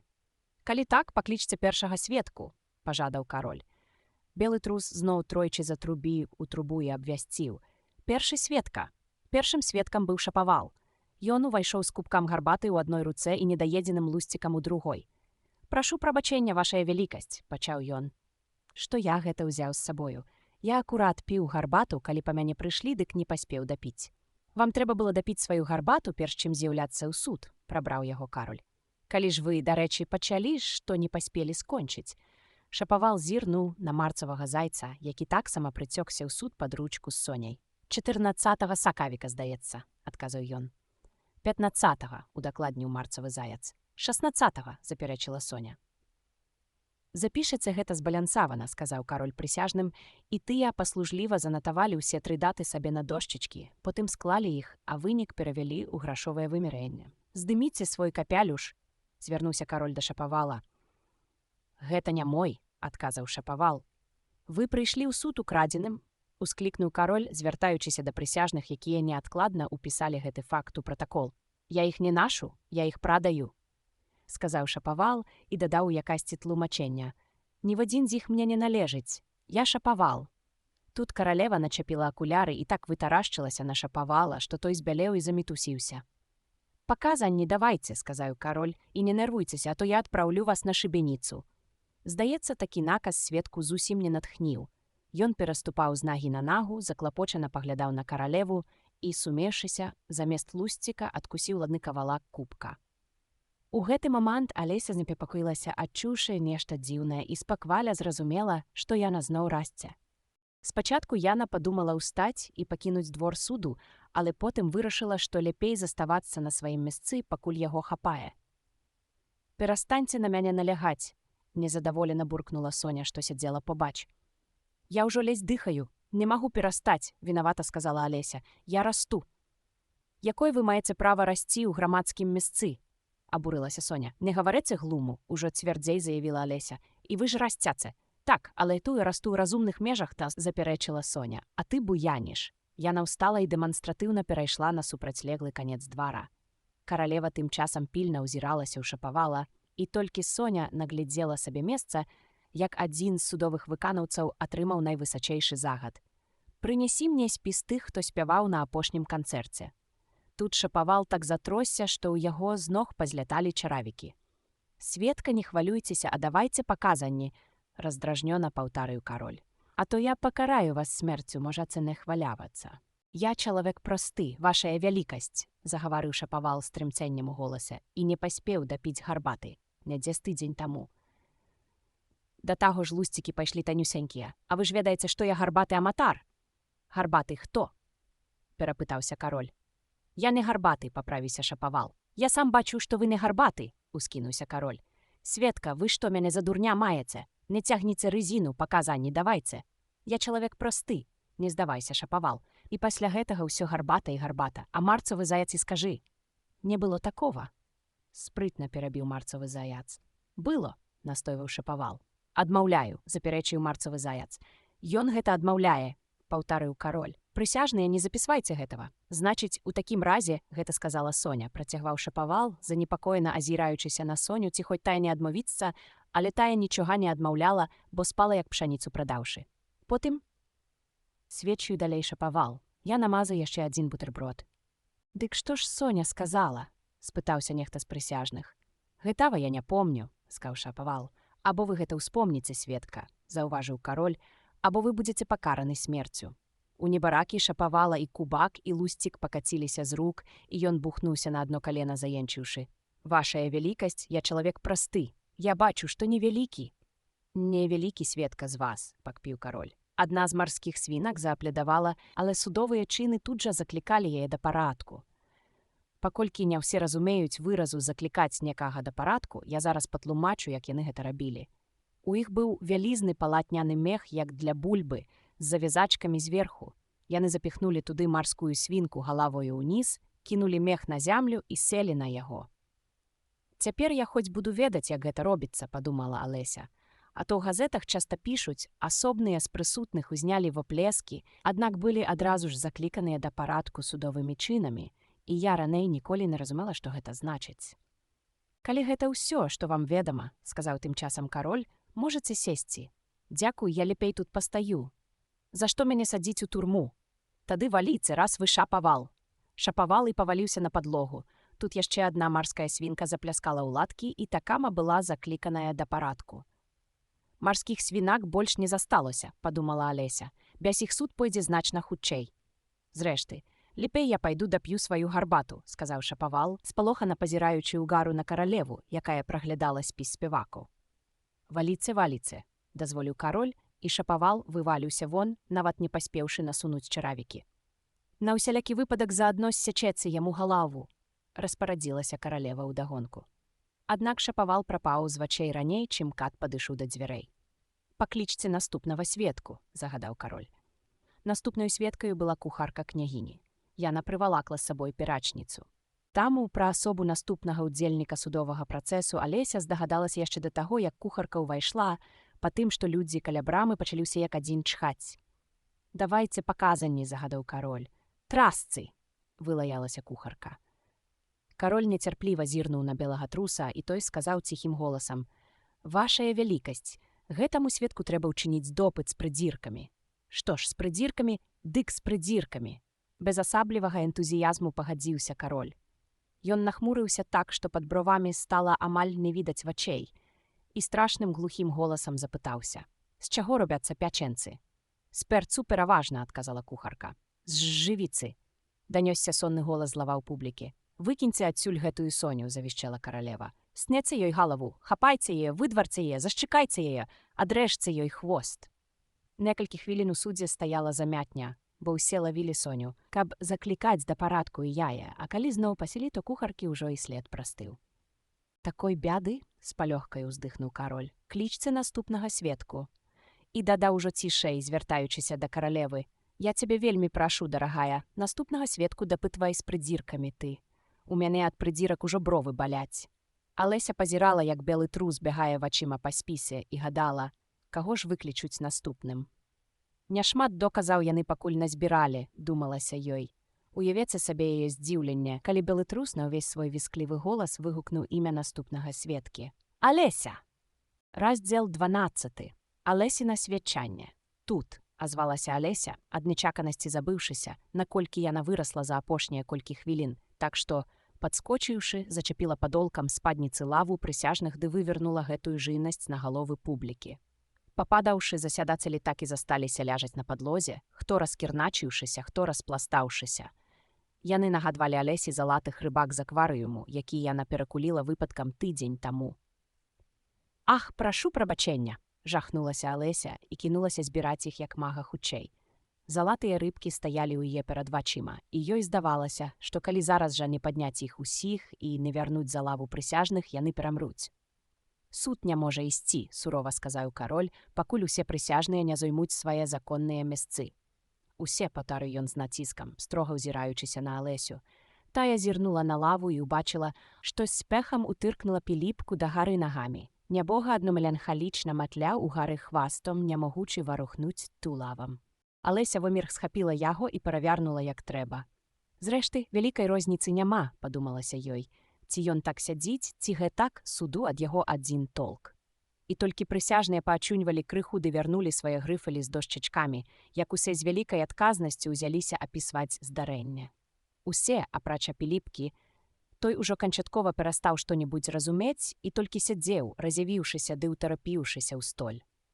«Што сведку ведама аб гэтай справе?» – спытаўся кароль Алесю. «Нічога», – адказала яна. «Зусім нічога», – настойваў кароль. «Зусім нічога», – сказала Алеся. «Гэта вельмі важна», – падкрэсліў кароль, звярнуўшыся да прысяжных. Тыя ўзяліся запісваць сабе на дошчачкі, але тут умяшаўся белы трус. «Вашая вялікасць, несумненна, хацеў сказаць, што гэта няважна», – сказаў ён вельмі пачціва, аднак увесь час варушачы бровамі і нешта паказваючы каралю на мігі. «Зразумела, я хацеў сказаць няважна», – хапатліва выправіўся кароль, а сам працягваў мармытаць сабе пад нос. «Важна, няважна, няважна, важна». Як быццам узважваў, якое слова лепей гучыць. Адныя прысяжныя занатавалі сабе «важна», другія «няважна». Алеся ўсё гэта бачыла, бо стаяла так блізка, што магла зазірнуць у іх запісы. «Ды тут усё няважна», – падумала яна. У гэтую хвіліну кароль паспешна запісаў нешта ў сваёй памятнай кнізе і абвесціў: «Цішыня ў зале», і зачытаў уголас. «Закон нумар 42. Кожны, хто вышэйшы за мілю, мусіць пакінуць суд». Усе паглядзелі на Алесю. «Я ніжэйшая за мілю», – запярэчыла тая. «Вышэйшая», – сказаў кароль. «Яна і 2 мілі будзе», – умяшалася каралева. «Хай сабе так, усё адно не пайду», – сказала Алеся. «Да таго ж гэта незаконны закон. Вы яго толькі што прыдумалі». «Гэта найдаўнейшы закон у кнізе», – настойваў кароль. «Тады ён быў бы законам нумар 1», – заўважыла Алеся. Кароль збялеў у момант загарнуў памятную кнігу. «Прашу прысяжных абвясціць свой вердыкт», – звярнуўся ён да суду сцішэлым, няпэўным голасам. У справе з'явіліся новыя доказы з ласкі вашай вялікасці, сказаў белы трус, аж ніжучыся на месцы ад няцярплячкі. Толькі што была знойдзеная в гэтая папера? Што ў ёй? Спыталася каралева. Я яшчэ яе не разгортваў, сказаў белы трус, але, здаецца, гэта ліст адрасаваны падсудным некаму. Раз ёсць ліст, адзначыў кароль, значыць, ён адрасаваны некаму. Калі толькі ён не напісаны падсудным да нікога, што здараецца нячаста. А каму ён адрасаваны? Спытаўся адзін з прысяжных. Адрасат не пазначаны, адказаў белы трус. Дакладней, там нічога не напісана звонку. З гэтымі словамі ён разгарнуў паперу і дадаў. Гэта, як высвятляецца, не ліст, а вершы, напісаныя почыркам падсуднага. Запытаўся яшчэ адзін прысяжны. Не, сказаў белы трус, як не дзіўна. Прысяжныя ўтарапіліся ў столь ад разгубленасці. Значыць, ён падрабіў нечы почырк, сказаў кароль. Прысяжныя заўсміхаліся. Вашая вялікасць, злітуйцеся, сказаў валет. Я не пісаў гэтага ліста, і яны не могуць давесці адваротнага, бо ён не падпісаны. Ах, ты яго яшчэ і не падпісаў, працягваў кароль. Гэта толькі абцяжарвае тваю віну. Калі б ты не меў на ўме круцэльства, дык бы абавязкова падпісаўся пад сваім пісьмом, як і кожны сумленны чалавек, які піша ліст. Гэтыя словы выклікалі воплескі прысутных, бо ўпершыню кароль выказаў сапраўды разумную думку. Гэта даказвае ягоную віну, заявіла каралева. Парасця. Нічога не даказвае, крыкнула Алеся. Вы ж не ведаеце нават, што ў тых вершах. Дык зачытайце іх, загадаў кароль. Белы трус начапіў свае акуляры. Скуль мне пачаць, вашая вялікасць? Спытаўся ён. Пачні спачатку, грозна сказаў кароль. І чытай, пакуль не дойдзеш да канца, а там можаш спыніцца. Пакуль белы трус чытаў верш, у судзе стаяла мёртвая цішыня.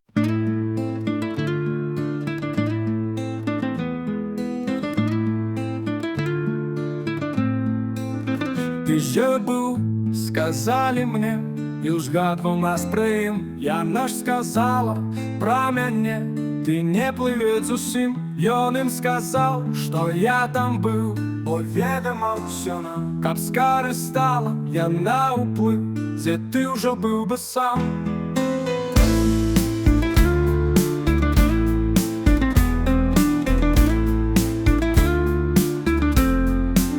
Я даў адзін ёй, два яму, ты даў нам тры ўсяго. Усё вярнулася таму, хто меў іх да таго.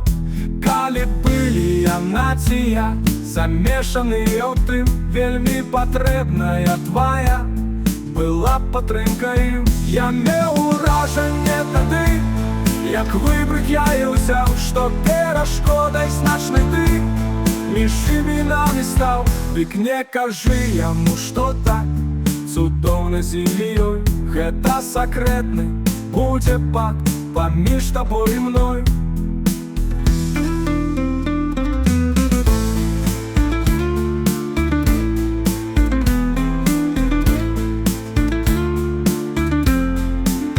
Ён ім сказаў, што я там быў, бо ведама ўсё нам. Каб скарыстала яна ўплыў, дзе ты ўжо быў бы сам. Я даў адзін ёй, два яму, ты даў нам тры ўсяго. Усё вярнулася таму, хто меў іх да таго. Калі былі яна ці я, замешаныя ў тым, вельмі патрэбная твая была падтрымка ім. Я меў уражанне тады, як выбрык я і ўзяў, што перашкодай значнай ты між імі нами стаў. Дык не кажы яму, што так цудоўна з ім'ёй. Гэта сакрэтны будзе пакт паміж табой і мной.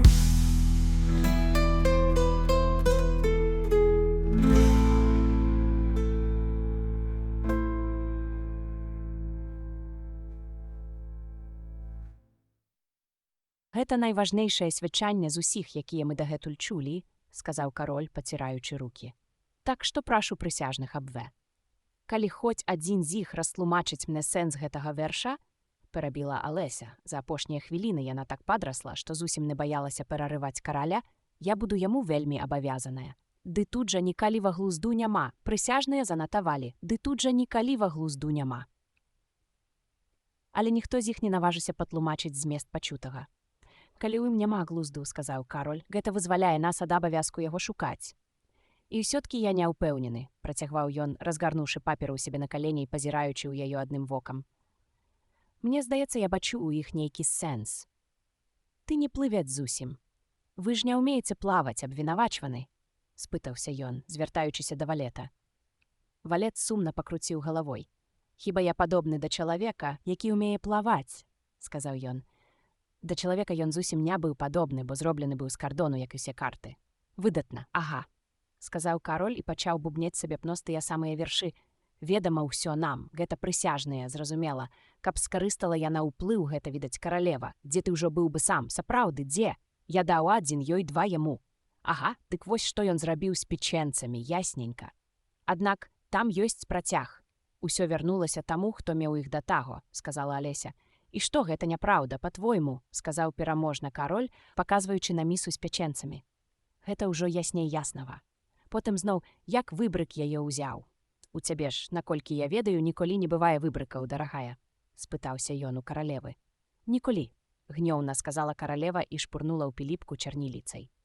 Няшчасны Піліпка, які перастаў пісаць пальцам з прычыны марнасці гэтага занятку, цяпер зноў ліхаманкава кінуўся занатаваць, выцгаючы пальцам чарніла, што сцякала ў яго па твары. Значыць, слова «выбрык» няслушна выбранае, сказаў кароль, ганарліва азіраючы суд. Але ў двары пасяджанняў стаяла мёртвая цішыня. Гэта была гульня слоў, дадаў кароль раздражнёна, і ўсе дружна засмяяліся. Прашу прысяжных абвясціць свой вердыкт, прамавіў кароль, мо ўжо які 20-ты раз за дзень. Не, сказала каралева, спачатку прысуд, вердыкт потым. Што за бязглуздзіца? Голасна запярэчыла Алеся. Што вы ўвогуле такое верзяце? Маўчаць, пачырванеўшы, зараўла каралева. Не буду маўчаць, адказала ёй Алеся. Сцяць ёй галаву, што моцы, зараўла каралева, але ніхто не зварухнуўся. Ды каму вы патрэбныя? Сказала Алеся. Яна ўжо вырасла да сваіх звыклых памераў. Вы ж усяго толькі калода картаў. Тут уся калода ўзнялася ў паветра і налецела на яе. Алеся ўскрыкнула, напалову спалоханая, напалову разлаваная і, адбіваючыся, замахала рукамі. І раптам убачыла, што ляжыць на беразе, паклаўшы галаву на калені сястры, якая асцярожна прымае ёй з тварыка сухое лісце, што нападала з дрэў. Алеся, Любачка, прачынайся, сказала сястра. Доўга ж ты спала, трэба сказаць. О, я прысніла такі цікавы сон, замуркала Алеся. І яна расказала сястры ўсё, што толькі запомніла з сваіх дзіўных прыгодаў, якія вы толькі што чулі. А калі яна скончыла, сястра пацалавала яе і сказала: гэта напраўду цікавы сон, любая мая. А зараз ляці піць гарбату, ты ўжо познішся. Алеся ўскочыла і паляцела дадому стрымгалаў, думаючы па дарозе, які ж чароўны сон яна прысніла.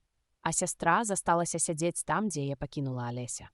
Падпёршы рукою галаву, яна назірала, як заходзіць сонца, думала пра маленькую Алесю, яе дзівосныя прыгоды, аж пакуль таксама не пачала летуцаць. І вось што яна пабачыла. Перш яна ўбачыла маленькую Алесю. Пяшчотныя ручкі зноў абнялі ёй калені, жвавыя бліскучыя вачаняты глядзелі на яе. Яна чула ўсе адцэнні Алесінага голасу і бачыла крыху нязграбны раптоўны рух галоўкі, якім тая адкідала непаслухмяныя валасы, што заўсёды лезлі ёй у вочы. І пакуль сястра мроіла, быццам слухае яе, усё навакал ажыло і напаўнілася дзіўнымі істотамі з Алесінага сну. Доўгая трава зашамрэла ў яе пад нагамі, калі побач прабег белы трус. Спалоханая мыша заплюхалася ў найбліжэйшым ставе. Яна чула, як звіняць кубкі гарбаты, з якіх без упынку п'юць марцовы заяц і ягоныя сябры, чула вісклівы голас каралевы, што загадваў пакараць смерцю яе няшчасных гасцей. Зноў Парсюк чхаў на каленях у княгіні, тым часам як талеркі і сподкі разляталіся вакол, і зноў даносіўся грыфонаў смех. Рыпанне піліпкавага грыфалю, стогны марскіх свінак, закліканых да парадку, мяшаліся з далёкім плачам гаротнай недачарапахі. Тады Алесіна сястра заплюшчыла вочы і амаль паверыла, што яна патрапіла ў дзівосную краіну, хоць ведала, што варта іх расплюшчыць. Усё навакал ператворыцца ў панылую штодзённасць. Трава будзе шумець толькі ад ветру, вада будзе хвалявацца ад гайдання чароту. Звон кубкаў з гарбатаю стане бразгатам балаболак на авечках, што пасуцца воддаль. Каралевін віск акажацца пастуховым крыкам, а чханне дзіцяці, грыфонаў смех і рэшта нязвыклых гукаў зробяцца цьмяным водгуллем рабочых гукаў, што даносяцца з фермы. Далёкае ж свістанне імбрычка падмяніць сабою цяжкія ўздыхі недачарапахі. Нарэшце яна ўявіла сабе, як яе маленькая сястрычка вырасце некалі і стане дарослай жанчынай, але ў яе ўсё роўна застанецца простая і чулае сэрца маленькай дзяўчынкі. І гэтая жанчына сама збірацьме каля сябе маленькіх дзетак, а іхныя вочы будуць весяляць і свяціцца ад мноства дзіўных казак, якія яна ім раскажа. І можа яна нават раскажа свой сон пра дзівосную краіну, якую прысніла шмат гадаў таму. І будзе разам з імі смуткаваць немудрагалістым дзіцячым смуткам, радавацца іх немудрагалістаю дзіцячаю радасцю, успамінаючы сваё маленства і шчаслівыя летнія дні.